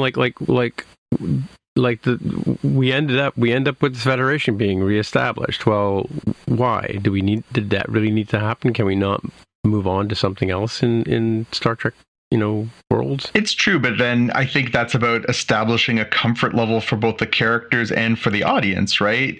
If they come into this future where there is no Federation and Discovery is the catalyst for the reformation over the course of 2 seasons. I want to see the Firefly season that we missed with Booker and Michael Burnham by themselves. I want to see that. That sounded like Firefly to me, you know? Yeah, where they're just traveling around the galaxy, possibly committing crimes, slinging guns, and you know, aiming to misbehave and all that stuff, right? I agree with you. I think that would have been a lot of fun. They did a little bit of that with the casino scene, right? Mm-hmm. Mm-hmm. But yeah, not much, you know. Yeah. No, I think that would have been a lot of fun. I think that would be a good one to do, like a comic book spin-off, or, you know, a book, mm-hmm. or something where you could have, you know, had some time with that. But I think the challenge with this one is just the whole season is, did you ever buy for a second that Burnham was going to have to kill Book, or Book was going to, like, really screw over Burnham in a way that was beyond what we saw? Well, I got to say that when they brought him back, when they beamed him back onto the ship, I was a little disappointed. I mean, like, not that I don't like the character and I don't like the dynamic between the two people. Like, I was ready to accept the fact that he's dead and we're going to move on. No, in that moment, I mean, that was because doesn't he leave at the end of it? He kind of just, he says, I got to go, and gets beamed out at the very end. He does, but it's the part where they, like, when they sort of say, like, oh, we're going to, you know, he's going to be killed, and, you know, oh, we didn't save him, and Burnham's all emotional, and, oh, I can't believe this tragic thing. I did not buy that for a nanosecond. Like, that was ridiculous. There's no way that was the case, right? That didn't make any logical sense. You don't kill a character that you've spent 2 seasons with just, oh, and it was a transporter accident. Like, that's just not how those things go. So, you know, as much as we talked about, like, some of the things that they either really telegraphed or faux telegraphed, or you know, what's happening, what's not going to happen, that one was kind of a joke. Like, there was no moment where I was like, and we're never going to see Book again. Like, so sometimes these feints are a little transparent, but yeah. All right, we're talking too much. Jaime, what do you think? I give a positive to this season. It's got flaws. I see some promise for what they can do next season. You know, making things a little bit more evened out. It does make Can we me get think new about uniforms this next season, please? New uniforms. That's all I ask for. I like those uniforms. I thought they looked sharp.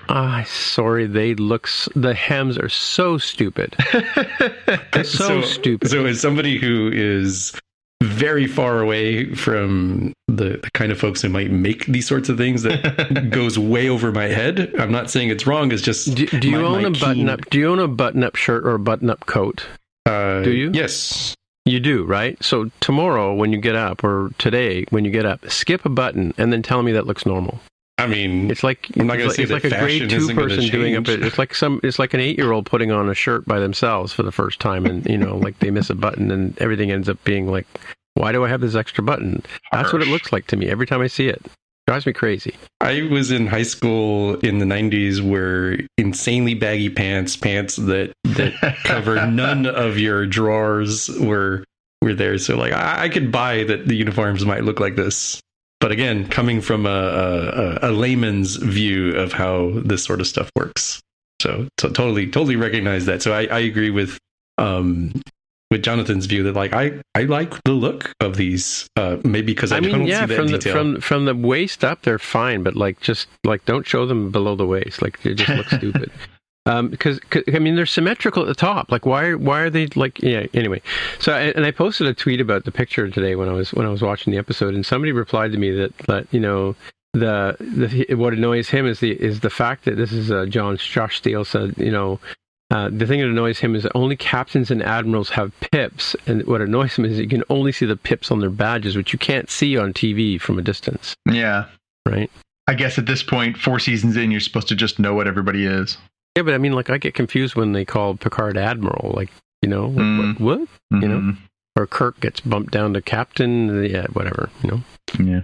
Gandalf the White, Gandalf the Grey, which pick a lane, All right, let's spin over to Picard.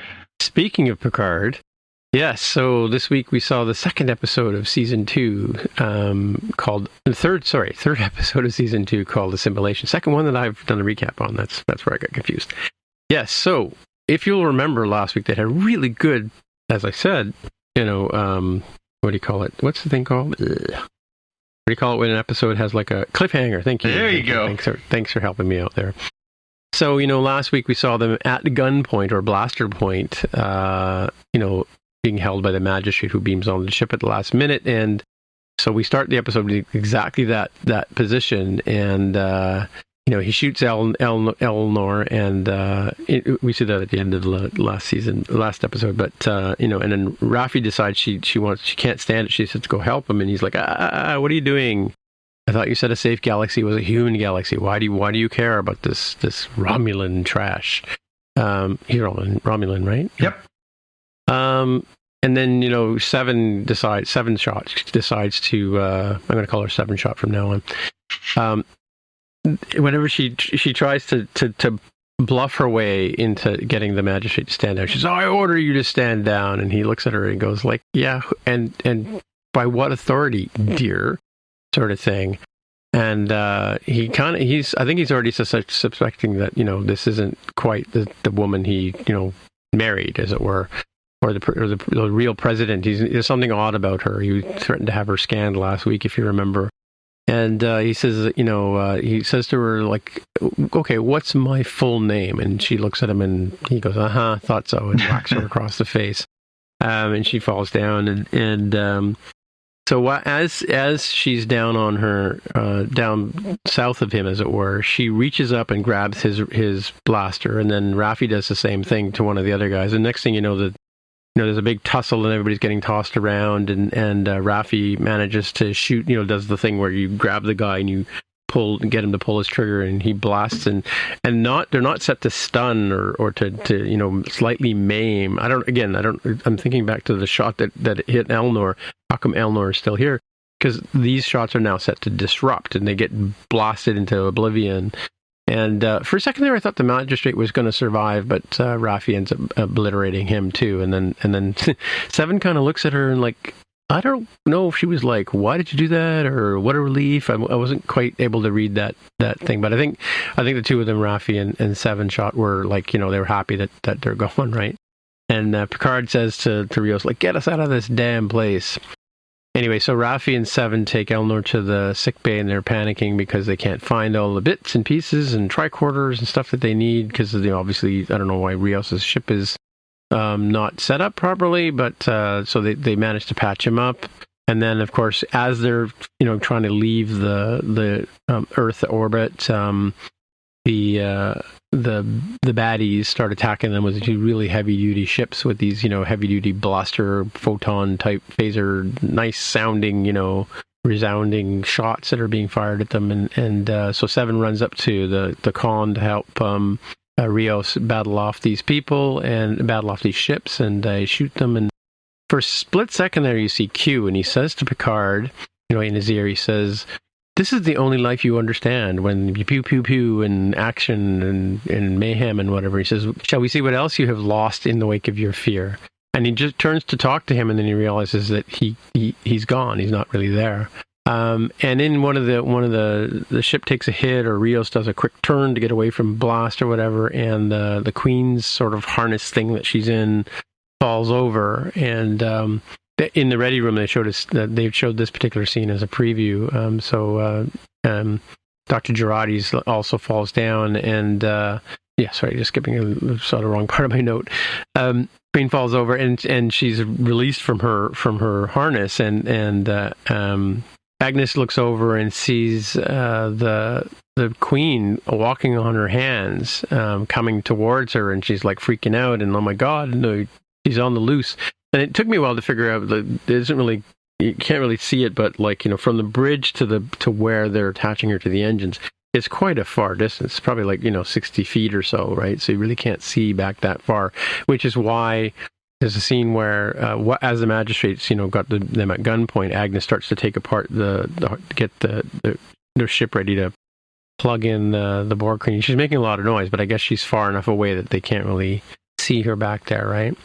So the Queen decides, well, let me do it, she says, and she basically raises her arms, and the tendrils come out, and she plugs herself into the ship and starts to take over. And she says to eliminating, neutralizing or calculating temporal trajectory, and then she says neutralizing threats, and all of a sudden she takes over the firing mechanism or whatever, and blows up all the ships around them. And Rios is like, what the hell?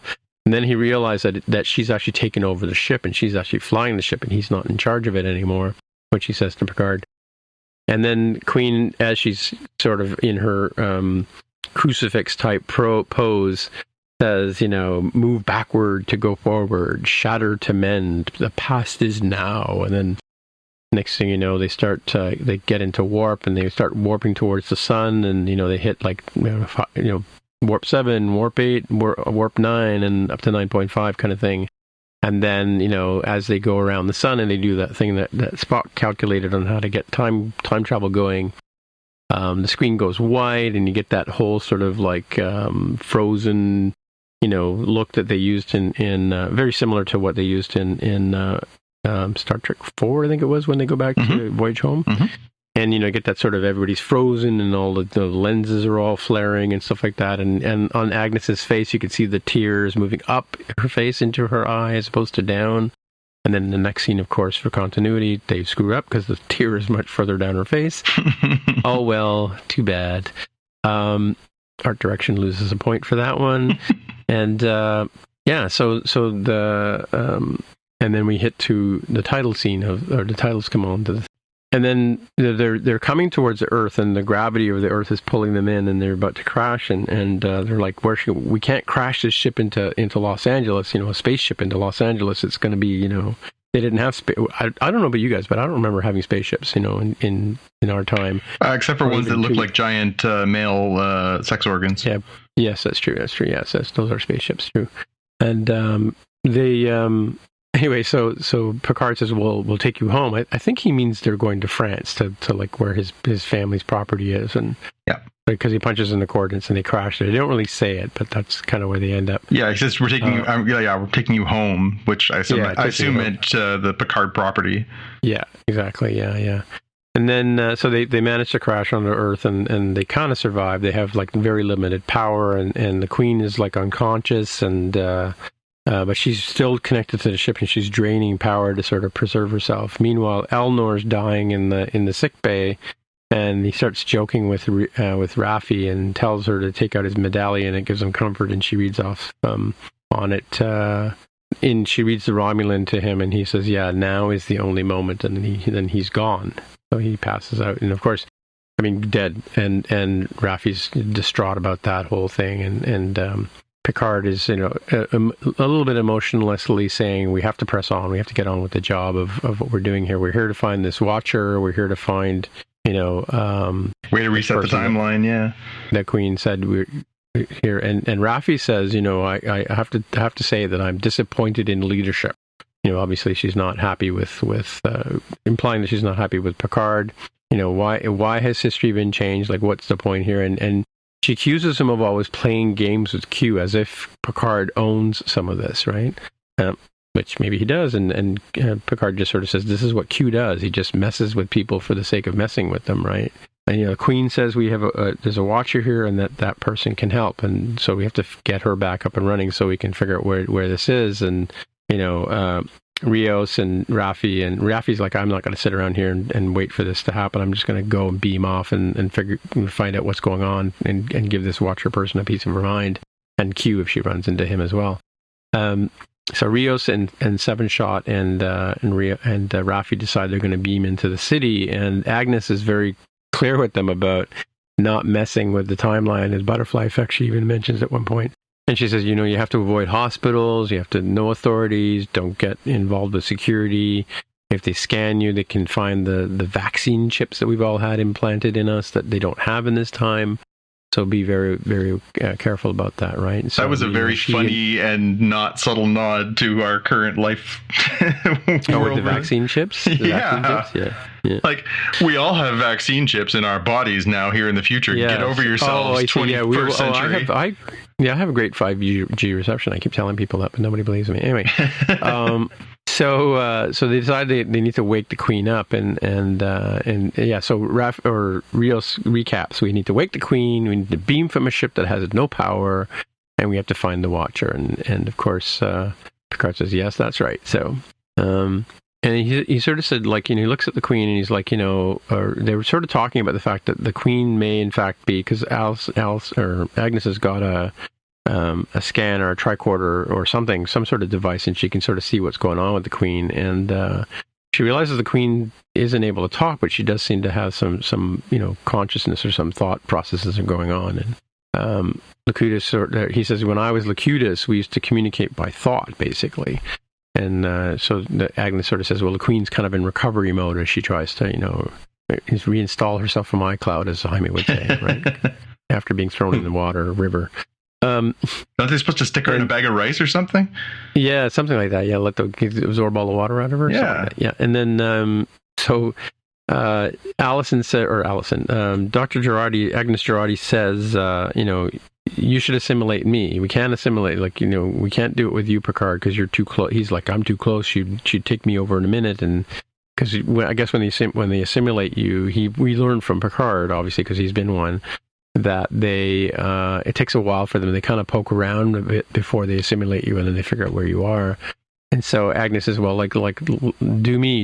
I can, you can talk to my unconscious mind, and while I'm working, trying to find the Queen and get her to wake up, and but it's very dangerous because the Queen's going to be in your head, taking you over, kind of thing. And she says, I think I'll be fine. And so meanwhile, the plan for Raffi and Seven Shot and Rios is to go to Markridge Industrial Tower, which apparently is the tallest building in Los Angeles, and that way they can scan around for this Watcher, see if there's some sort of alien activity, because they figured he might be an alien that wants to be found or not wants to be found. I'd have paid $1 million if they had said we have to get to the top of Nakatomi Plaza, just like as much as they wanted to be like, we gotta get to the top of Nakatomi, that's where the action is.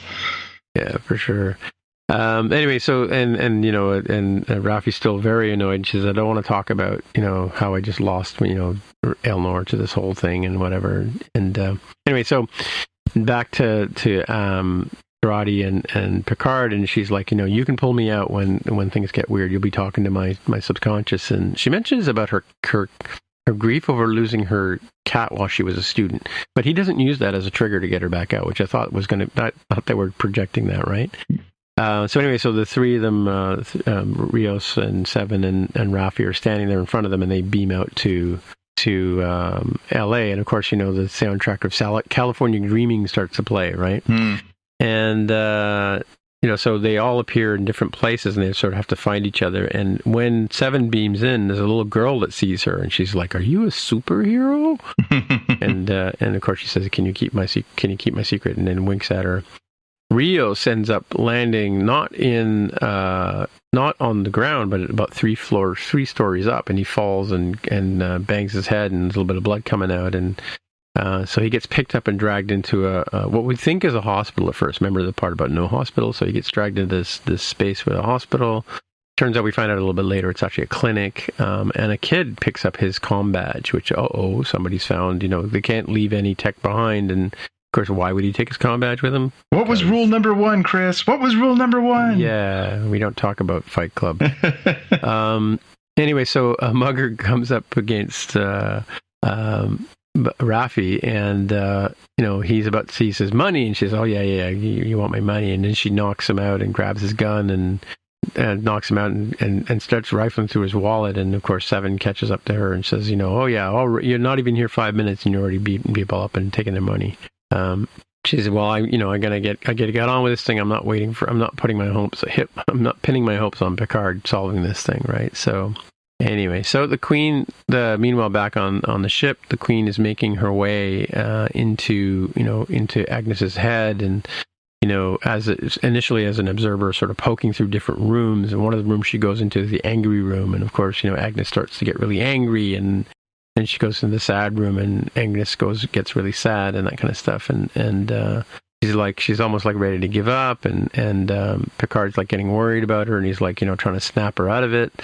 And Agnes's hand grabs Picard, and he's like, "Whose hand is this?" And both of them, Agnes and the Queen, at the same time say, "Mine, mine, mine," just like the reminding me of the seagulls. The seagulls, yeah. Yeah. In Finding Nemo. And so back in the clinic, we find out that Teresa is the doctor in the clinic, and she's talking to Rios, and she tells him that he has a concussion. He's like, "I gotta go. I gotta get out of here. I can walk out." And she says, "Can you?" And of course he can't, because he's had this concussion. And then she says, "Tell me a story about." And of course he's got a broken hand, and his hand is dislocated, and she's concerned about that. She says, "Tell me a story about when you were a kid and your fondest memory." And he talks about how he was once a kid on starts to say academy, but then he realizes he should say a school.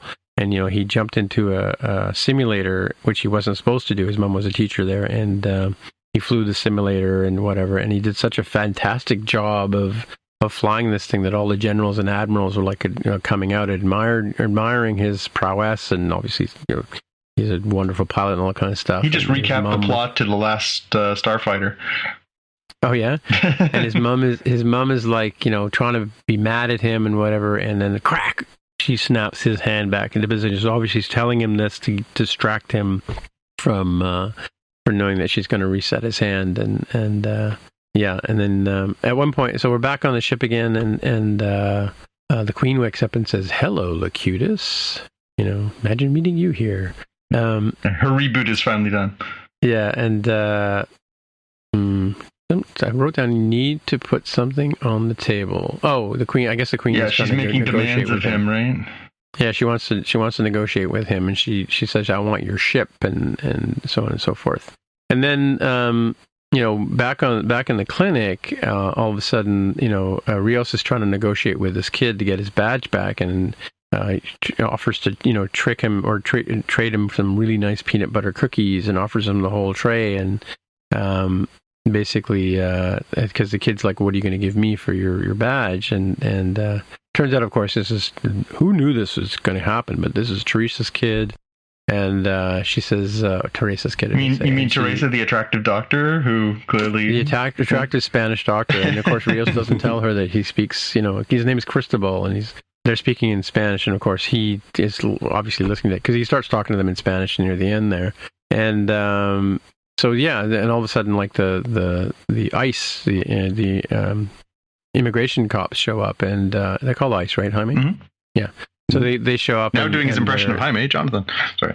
Thank you. And they do a raid on the thing, and they're trying to get all the patients out. So he starts wheeling patients out, and then, of course, being the typical Star Trek, bonehead, male chauvinist, has to be the hero, and decides he has to help Teresa. So he grabs a doctor's uniform and throws it over top of his gown, and goes and says, "Doctor, we've got this bleeding patient at the back. You must come now." And well, he also realizes that he doesn't have his comm badge, and he can't leave it behind because he'd be screwed, right? True, yeah, he has to go back in his comm badge. That's true. That's probably why, yeah. Anyway, so back on the ship, Picard says, "I'm not going to negotiate with you, Queen," and she says, "I have the one thing that you don't have, and I know the location of the Watcher, and when the timeline gets changed." And Agnes looks at her and says, "Are you sure about that?" And then the Queen goes, "Hang on." And she starts looking through her brain and realizes that Agnes has stolen that information from the Queen. And yeah, so that's kind of it delivers that amazingly delicious line of like, "You've done the impossible, you've impressed me." That's such a wonderful line delivery from the Borg Queen. Yeah. So of course now Rios decides, pretending to be a doctor, he goes and takes on the ICE guys, and of course, they've seen this 1,000 times, and so it ends with him being busted, and that's where the episode ends, where he's been basically put in handcuffs, and he and Teresa are dragged off to the Hooskow, where apparently he's broken rule number 2. Yeah, he's not doing well on the rules. They did just talk about them. Yeah, they'd had a stern talking to him about that. Yeah. So anyway, a really interesting episode. I mean, kind of like a lot happening again, but the pacing was a lot faster. I mean, there were some sort of slow bits when they're trying to sort of figure out how to get into the Queen's head, and Picard is adamant about her not going there because he's afraid of how powerful the Queen is, having dealt with Borg queens, I'm doing air quotes, in the past. But yeah, it's an interesting episode. I mean, typical thing with the whole clinic thing and so on and so forth. And of course, there's a couple of I've skipped over some stuff because obviously, it's like we don't want to spoil the whole show for people, but because there are some Raffi 7 adventures as well. What do you guys think? I mean, you want to take the good cop or the bad cop? Because I've got some bad cop tonight. I don't know that I was as intrigued by this episode as the first 2, which I think the first 2 were pretty solid intro to the season.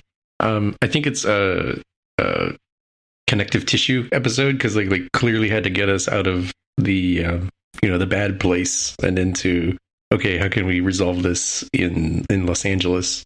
So I'm not going to be too heavy on it for that. I don't know. Do you have counterpoints to that? Because I don't think I'm positive, but not like a I think the resolution rapidly. of the at gunpoint part at the very beginning happened a little quick. Like I said, I was surprised that they had this really interesting character in the magistrate, and they just like blew him away like within the first 5 minutes of the show, right? Yeah, I didn't think he was that interesting a character, and I thought it was kind of weak sauce to have him be the one who ends up killing Elnor, quote unquote. Oh, yeah. I mean, it's funny because they sort of have, Raffi clings on to the idea that like, well, if we can change what's happened in the timeline, then maybe we can actually restore Elnor. And then that also ties into a moment later on, which is not quite as loudly. It's more sort of mime, right? It's Seven looking in the mirror and realizing that she still doesn't have her facial implants. She doesn't have her Borg technology. Yeah. And then saying, she has that part where she sort of charms the security guard and says, most people generally don't like me, and it's weird to have people like me now. So obviously, there's the pluses and the minuses of the whole sort of altered timeline. She obviously finds the, some of these things alluring, whereas Raffi is horrified having lost, her protege in Elnor. I don't know. I mean, last week I felt like the whole like dystopian future kind of thing, it was good and it was interesting, but the episode moved really briskly to like, they just sort of like, they all showed up in weird places. They all figured it out really fast. They resolved it and they got off the planet in like one fell swoop. It felt like a little unsatisfying in that way. Like they really kind of breezed through it. like they didn't allow for them to be confused. They didn't allow them time. It was just like, oh yeah, no, we got this, and they didn't have the where can we find the nuclear vessels? Yeah, it just wrapped up very very quickly. Or Scotty talking to the computer kind of thing. Like they could have really worked that, right? Yeah, and I found like this week had the opposite problem of, as Jaime said, this is connective tissue. It's about building the next block in the stack. But I found this one kind of meandered, and I was not very into this one. I was just like, you really are, like, speaking of episodes that we'll look back on and be like, wow, that could have been done like half the length or told in a much more effective manner. Yep. It just, this one didn't satisfy me very much. And again, as far as the them at gunpoint thing, last one, I mean, we talked about it when it came to Discovery. I thought Discovery didn't do as great a job and in past seasons and some of this stuff on the cliffhangers. I like that they're trying to do cliffhangers. That one was better. The end of it, where like Rios and Teresa end up going off to jail. I'm like, it's that, like, it didn't do anything for me. I'm like, so what? Like, it's just, I don't know. I didn't. And she's like the whale doctor now, right? That's it, right? Like, honestly, I was waiting for Sarah Silverman to show up at some point from the Voyager episode. Like, right. It just, I don't know. This is the part of the story that I was dreading the most, is the we're in 2024 part, because we've seen it done so many freaking times, and I got to be honest, I think Star Trek writ large clings a little too hard to the chronology that they've set out. Like, it doesn't feel like our world anymore. It feels so distantly removed from like the 1960s vision, even the 1980s vision, even the 1990s vision of what the 21st century would look like. And they try and capture that a little bit. We get a little bit of the sort of world that maybe we saw in the DS9 episodes and stuff, where it's a little, things are getting worse. And they hint on that. They show the wildfires in California, and they hint at like, oh, this is where things start to go south. I feel like anything that's set in the now in a Star Trek series still feels cheap, and it feels weak, and it feels done.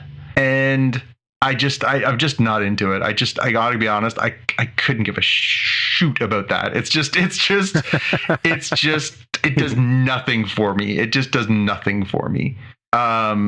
As far as I'm concerned, if they can get the heck out of the 21st century as soon as possible, I would be very happy. I found this dull as dishwater. Yeah, true. And I get that, as Jaime pointed out, this is meant to be a setup episode. It's really about establishing the stakes, the players, the location. But I don't know. That part really... It just, I get why you do that in 1966. You want to do that because you don't have a huge budget. This is 2022. You do. Like, I don't know. Maybe there'll be some great payoff. Maybe this whole thing with the MacGuffin character, the Watcher that they're trying to find, will be very satisfying. Maybe there will be some cool twist that'll make this all worthwhile. But I get really taken out of it when they're like, oh, remember the 21st century again? Like, oh, it just bothers me as a storytelling trope. Yeah, I mean, they've done it 1,000 times, and I mean, I think every incarnation of Star Trek has done that. I mean, Trouble with Tribbles being the exception. I think that was the only one where or not the Tribbles, the DS9 one, Tribble. Yeah, that was great. That was great. Yeah. Because they're going back to their own chronology. They're not going back to our chronology. But even in the original series, like the one where the Adam 12 or whatever, Adam 20 or whatever his name was, where the guy has it's the Terry Gar one where they have to go and stop the launch or something like that. Yep. That was a like come on, like that one clearly was because of a budget. But yeah, that was one of the weaker episodes for sure. Yeah. And they did that with Enterprise, where what was her name? T'Pol and Archer and Trip, I guess. They go back and they end up in the 1930s or 1940s or something like that. That one, that was a bit weird one too, right? Yeah. So soup kitchens and all that stuff. I mean, like, or at least do it in a weird and interesting way. Like, one of the first TNG episodes that sort of caught my attention was the one where they go into the weird part where like the astronauts, the aliens have clearly accidentally killed the astronauts, and they are, you know, they're trying to make them that special space, so they use the book that's with them, which is like this bad gangster novel. And they basically make that their reality because they think that that's their reality based on this narrative. At least that was like far out there. It was like, you know, they were doing like a period piece, but they were also doing it in a weirdly heightened kind of tongue-in-cheek kind of way. It's the earnestness of like, you know, they show up in 21st century Los Angeles and it's getting rough out there. There's fires and that guy's got a gun, and it's just like, oh my, like, and there's ozone, and suddenly no one's wearing masks. Like, oh, okay, all right, back up. Like, I don't know. I really think nobody has a cell phone. The kid doesn't have a cell phone. He's not playing games on his mom's phone or whatever, right? And the kid in the park, like, when somebody just appears in front of you, the first thing you do is turn on your video camera and ask them, start asking questions, right? Yeah. I don't know. I mean, to me, it just seems like a bit of a worn trope. And again, I have faith. I enjoyed season 1. I think that they could turn this into something good. But for this moment, 3 episodes in, I am like, wow, we're already 3 episodes in. And where are we really? Did they film the first season in LA, or did they do it in Toronto? Because I know they did the. I think the whole 3 seasons were done out in California because of Patrick Stewart wanting to be out there. Right. Yeah. Okay. Yeah. I don't know. Again, hopefully we'll start to see this thing turn. But I mean, by next week, we're going to be at mid-season. So we better start seeing some stuff moving forward, or we're going to get one of the patented Jaime Lopez Hold My Beer finale episodes. Is it only 8 episodes long this season? Yeah, I think so. Isn't it? It's not 13, is it? I thought it was only an 8 issue episode. But I'm going to look it up right now. Let's check the IMDb. I thought for some reason that I had seen that it was a shorter run deal. What do you think? It says 10 episodes through May 5th on Wikipedia. Okay, well, 10 something. That's more. Look at the source. Google seems to say 10, but it's always hard to tell with some of these because sometimes it'd be like 7. I'm like, that's how many we're on, and I know there's one next week. Okay, so I mean, again, it is cited on Wikipedia. It's a cited article, so I will actually give this one some credence. The first season was 10 episodes. The second season is listed as 10 episodes, and the third season is listed as 10 episodes. So 30 total, and they're apparently done filming all of them. So, yeah. So again, we're a third of the way through, more or less. So it happens fast, you know. And I think the other thing that I was thinking about this isn't at least in this episode we got a little more Borg and Picard interaction. I was going to say the Borg Picard part was probably the better part of the episode for sure, because there's such a deep history there. Like, that speaks to both the nostalgia and also just the most interesting dynamic. Is this, you know, we've established through the series, through First Contact, through the movies, that he's got this deep scar left by what he was and what happened and all that stuff. And, you know, to be face to face with yet another incarnation of the Queen and to have that, explore that dynamic is interesting. But I felt like, you know, the 2 selling points of this second season were the return of Q and the return of the Borg. So far, we've seen Q for like 2 very brief scenes, and this is the first time we really got something out of the Borg, though she was sort of spewing nonsense last episode. So again, I hope that the best of all this is to come, that we're going to get more, you know, deeper into what's going on with Q, deeper into, you know, why the Borg are involved in all this, why they were there in the first place, how this all comes together. Yeah. As I say, I have faith. I have faith that this is going to work out into a very interesting series. I did enjoy the last season, and I'm sure this is going to be good. But as for where we're at right now, it's kind of starting a little slow for my taste. Yeah.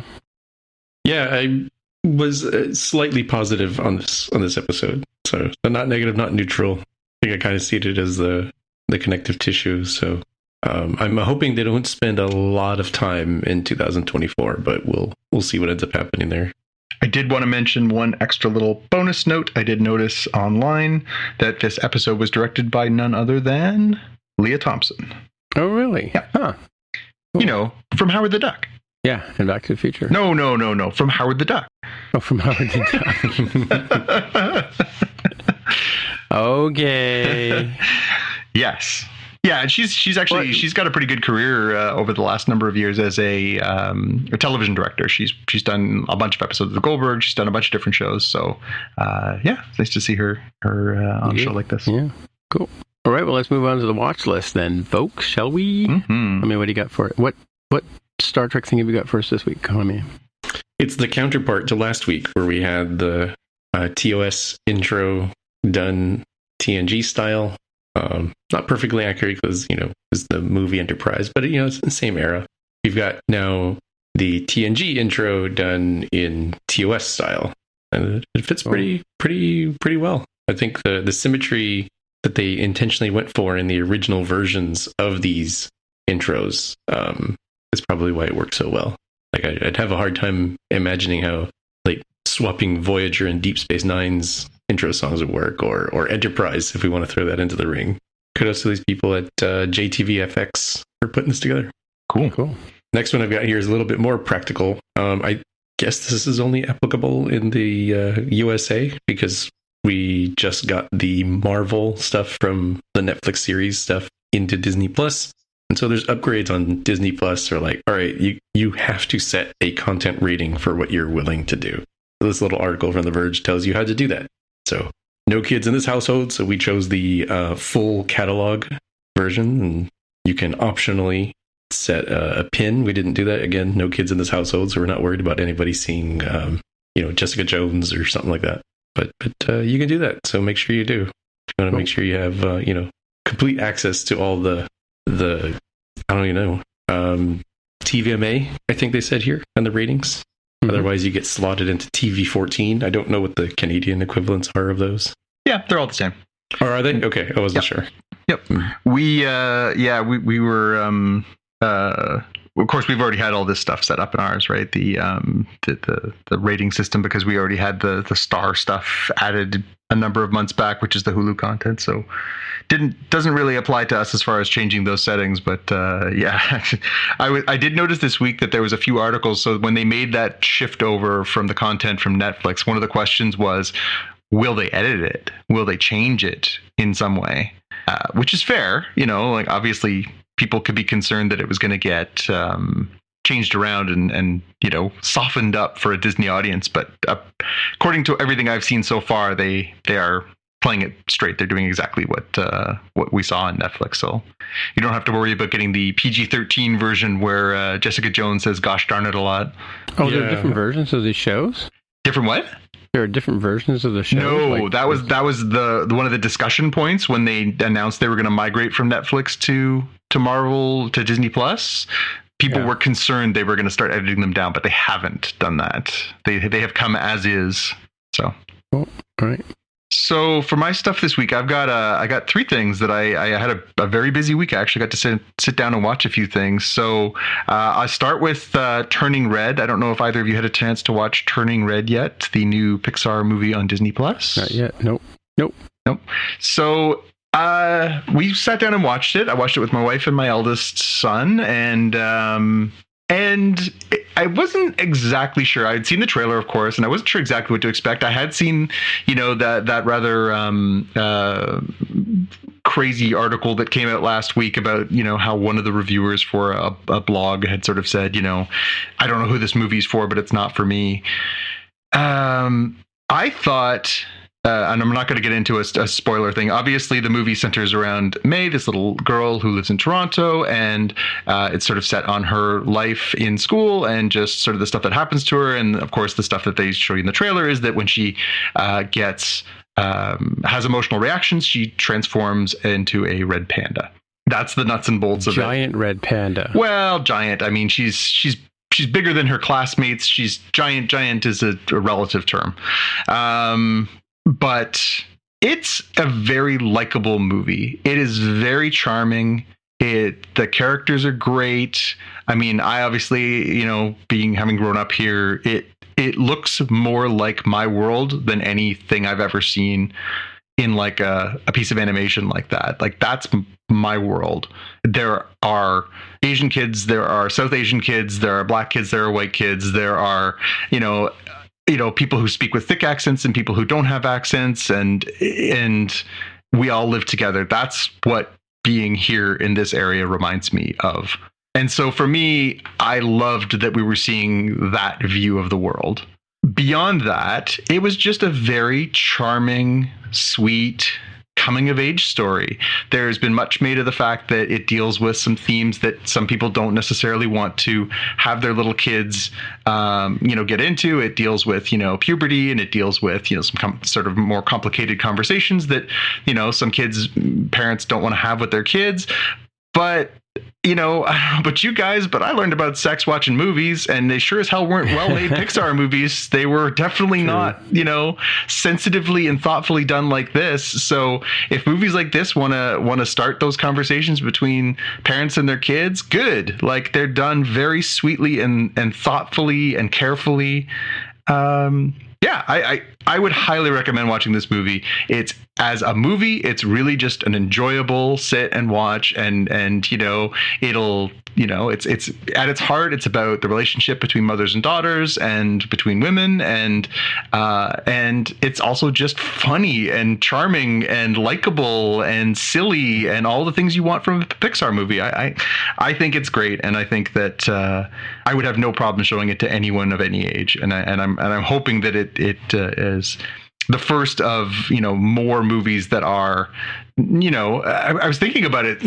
We've gotten movies that sort of focus on segments of population, and that's great. And it's great to see that they're doing, more with Latino culture, more with Black culture, more with Asian culture. This was the first one that felt, like I say, like what I'm used to, which is all of our cultures at the same time. And that I loved, and that I want to see more of, and that really spoke to me. And for that, I really liked Turning Red.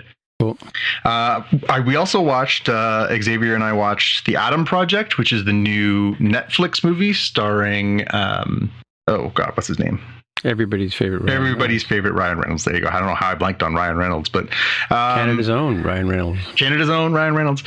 It is a time travel flick. Guy comes from the future to the past. We were just talking about time travel stories, back to our time, but the sort of twist on it is that he ends up basically drafting himself as a little boy to help him on this mission. And so the two of them have to go and sort of figure this stuff out. It's got a really nice cast, lots of good performances in it. It's not stupendous. It's not like, oh my God, I've never seen anything like it, but it's really well done. Reynolds is charming. The kid that they've got in it is really good. He's, some kid actors can be really cloying and annoying. He's actually really funny, and the chemistry between him and the other actors is really good. You really do buy, like, Jennifer Garner plays his mom. You really do buy that relationship. Mark Ruffalo plays his dad. You do buy that relationship as well. It's well worth a watch. It's an enjoyable, and it's a pretty tight movie. I think it's an hour and 40 minutes. It's a nice, tight, enjoyable little sci-fi romp. I would definitely recommend that one. And last and certainly not least, I sat down and watched The Boys Diabolical, which is the animated series that is sort of the bridge between season 2 and 3 of The Boys. I wasn't sure what I was getting myself into with this one. So they are a series of like 15-minute animated shorts. There's 8 of them. They're all done by different creators, and they're all done in different styles. So imagine, if you will, if you have this frame of reference, the Animatrix that was put out, that sort of told all these different stories set in the Matrix world, but through these different lenses of style of animation and different ways of coming at it, different character perspectives and stuff like that. Okay, now imagine that, but with the boys' lens put on it, which is to say violent, filthy, sexual, over-the-top stuff. So the first episode is written by Seth Rogen and Evan Goldberg, but it's done in the animation style of like Animaniacs. So it's sort of neo Warner Brothers cartoonish, circa 1990s, and it's about how this little baby who is has laser vision but doesn't use it very well basically escapes from the lab. And the old Warner Brothers cartoons where, like, the cat is going through the construction site and like all this chaos is going on around it, but the cat's fine. That's what Laser Baby's adventure is like. But it's like bloody, gory, disgusting, like like lasering holes right through people, and just it's so over the top. It's fantastic. The some of the other highlights. So the second episode is written by Justin Roiland, of course. Justin Roiland, Rick and Morty, Solar Opposites, and done in that animation style, so it really resonates there. One of them is written by Garth Ennis. Garth Ennis, of course, is a very famous comic book writer. Ilyana Glazer and Elliot Glazer, her brother, wrote one of the episodes. Awkwafina wrote one of the episodes and stars in it. Aisha Tyler, Andy Samberg. So it's a really, really kick-ass group of writers and creators working on this stuff and just telling the most crazy, over-the-top cartoon stories. Some of them, one of them is like super, the Awkwafina one is like super anime inspired, done like very, very like that. One of them is done very much like French illustration. One of them is done like almost like an episode of I don't know if you guys have seen Metalocalypse, the weird sort of over-the-top violent cartoon that came out a number of years back. But it is, I watched it in two chunks because there, so there's 8 episodes. They're about 15 minutes a piece, so about 2 hours all in the whole thing. And it's awesome. It's so good. It's so much fun. It's so crazy. The violence level on it and the filth level on it is like 10 miles over the top, like even more so, even more hyper violent, hyper crazy than what you see in the show. But it is so much fun, and I highly recommend, if you are into The Boys, make the time for this show. It's a pretty digestible little chunk, and it'll get you through until you want to come around to June when the new episodes drop. Cool. Oh yeah, I do have one more, don't I? Yes, you do. Yeah, I do. So, below the page. Those were I saw them this week. The I'm going to get into's are, so Human Resources is just dropped on Netflix. That will be my weekend. I'm going to power through, and because Netflix, of course, insists upon dropping everything at once. So I'm going to sit down and just bury myself in the hilarious and, again, pretty, I'm sure, over the top world of Human Resources. Of course, the spinoff from Big Mouth, one of my favorite animated series. Cool. All right. I have one pick today. Just saw this on online. Will Wheaton, who has not been on Twitter for about 4 years or so, or for a long time, he got off Twitter because he just thought it was a vile place of scum and villainy. He's appeared on the Twitter today with several tweets talking about his new book. He's updated his book. Still, it was originally called Just a Geek back when he was close to 30. Now he's close to 50. He's updated the book. Parts of the original book are in it. It's called Still Just a Geek, an annotated memoir. You can pre-order it now. And he's got a link here you can get to it from his willwheaton.com page or from this link here that I've got in the show notes. And it's available to pre-order. It's around $18 or so. Available on all the digital formats, as well as there's an audiobook coming later on. And if you want to buy a paperback version, I think it's like $35 Canadian or $25 US. So if you're into our boy Will Wheaton, check out the book. Hopefully he does an audiobook where he reads it, because he reads the book or he reads the what's that? The Ready Player One and Ready Player Two. Ready Player One and Ready Player Two. He reads those two, and it's great. Especially the part where he gets to the part where the main character goes to Will Wheaton world. Yeah. But, anyway, kind of meta. But anyway, yeah. So check it out. We'll see what he has to say about himself. It's funny. I watched a few episodes of the Ready Room a few times, and he's so like in love with Star Trek. It's funny to watch.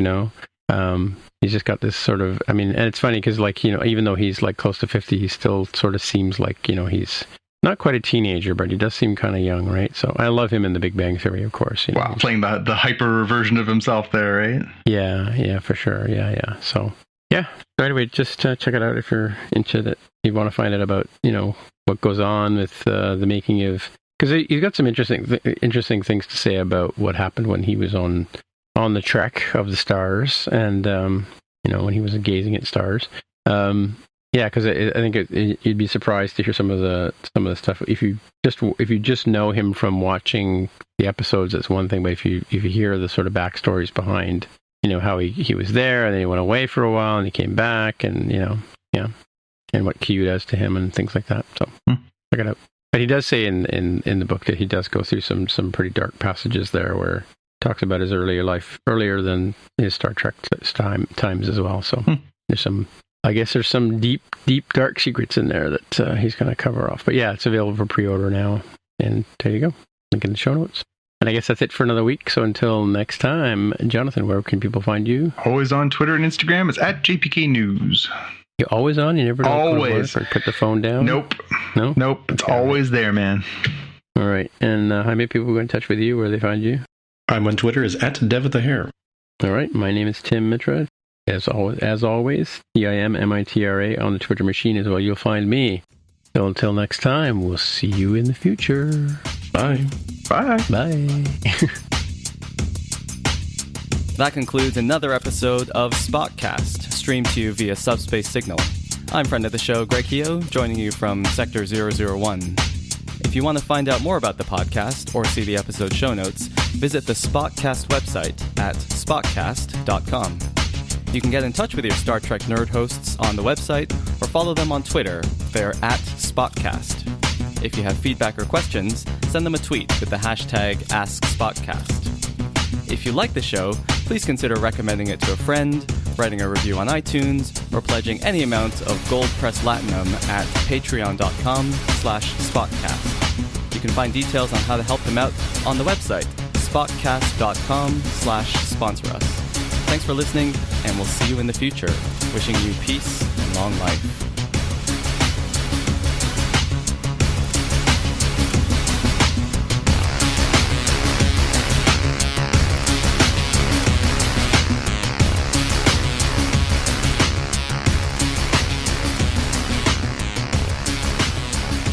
I love that little showdown we have. Who's going to say bye first? Well, I would say it first, and you guys say it, and then I say it again. So by the time some of you end up saying it at the same time, I don't know. Hard to say. Mm-hmm. Yeah, there was a bit of few showdown moments this week, right? Yeah. Did you watch the thing about Amazon Go on Saturday Night Live? I mean, yes, I did. My significant other and I were, completely enraptured by this because I've used the Amazon Go, and it feels exactly like that. You walk in and you just grab stuff and go, and then like the Keenan Thompson goes, "What now?" You want me to just take this and walk on it? And hell no. I know a setup when I see one. Yeah, It's a trap. That's what it feels like. I've never liked the equivalent thing at the Apple stores where you could prepay for Bluetooth headphones or cables and stuff. Just walk in and walk out. It's like, no, I don't want to do that. I do that all the time, but then when you get like 3 or 4 things, it becomes a hassle, and I call one of them over and say, "Give me a bag, help me check out." They're lame ass, because there's been a couple of times I gone into the store for one reason or another, the app didn't work, right? So they're like, yeah, it's been happening all day. Sure, I don't know, but yeah, it does feel weird when you get to buy stuff yourself, right? Anyway, it is now almost 2:00 in the morning. Mm-hmm. Thanks, Picard, and. Yeah, again, that the Discovery episode could have been 20 minutes shorter. Well, it should be. We can go back to doing 9:30 Eastern recordings or 6:30 for Jaime starting next week because we just have Picard. We don't know exactly what time Picard is going to be on, but we do because Picard's going to be on Crave. Oh yeah, then we can do it like 1:00 in the afternoon. Yeah. Yeah. So I'm thinking we aim for going back to 9:30 so that you and I don't have to stay up until 2:00 in the morning every time we want to record this thing. Yeah, that makes sense. Well, I think. Was it 9:30 we did it normally? Yeah. Okay. Right. 9:30 is what we're doing when we could actually get in early. I think for more than just podcasts, we do 9:00, right? Don't we have it? No, we do 9:30. Do we? Oh, okay. All right. Okay. 9:30 is fine. Yeah. So no, Jaime has to have time to digest his food. So. Well, that way Jaime can watch it at lunchtime too, right? True. Yeah. So let's aim for 9:30 for this stretch. I'm sure we're going to get into the double up when they start doing Strange New Worlds overlapping with the last few of Picard again in a month or two. But we'll work. We'll deal with that when it comes. Moon Knight actually starts up 2 weeks from yesterday. So, but the nice thing is that comes out on Wednesday, so I think all have a chance to watch it and discuss it when it comes back around. I don't know if we'll do a deep dive, but I'm sure we'll chat about it. Right. Alrighty. On Okay. that note, then I guess we'll call it a day. All right, Talk to you gents. later. Always a pleasure. See you later. Okay, bye. Bye. Bye.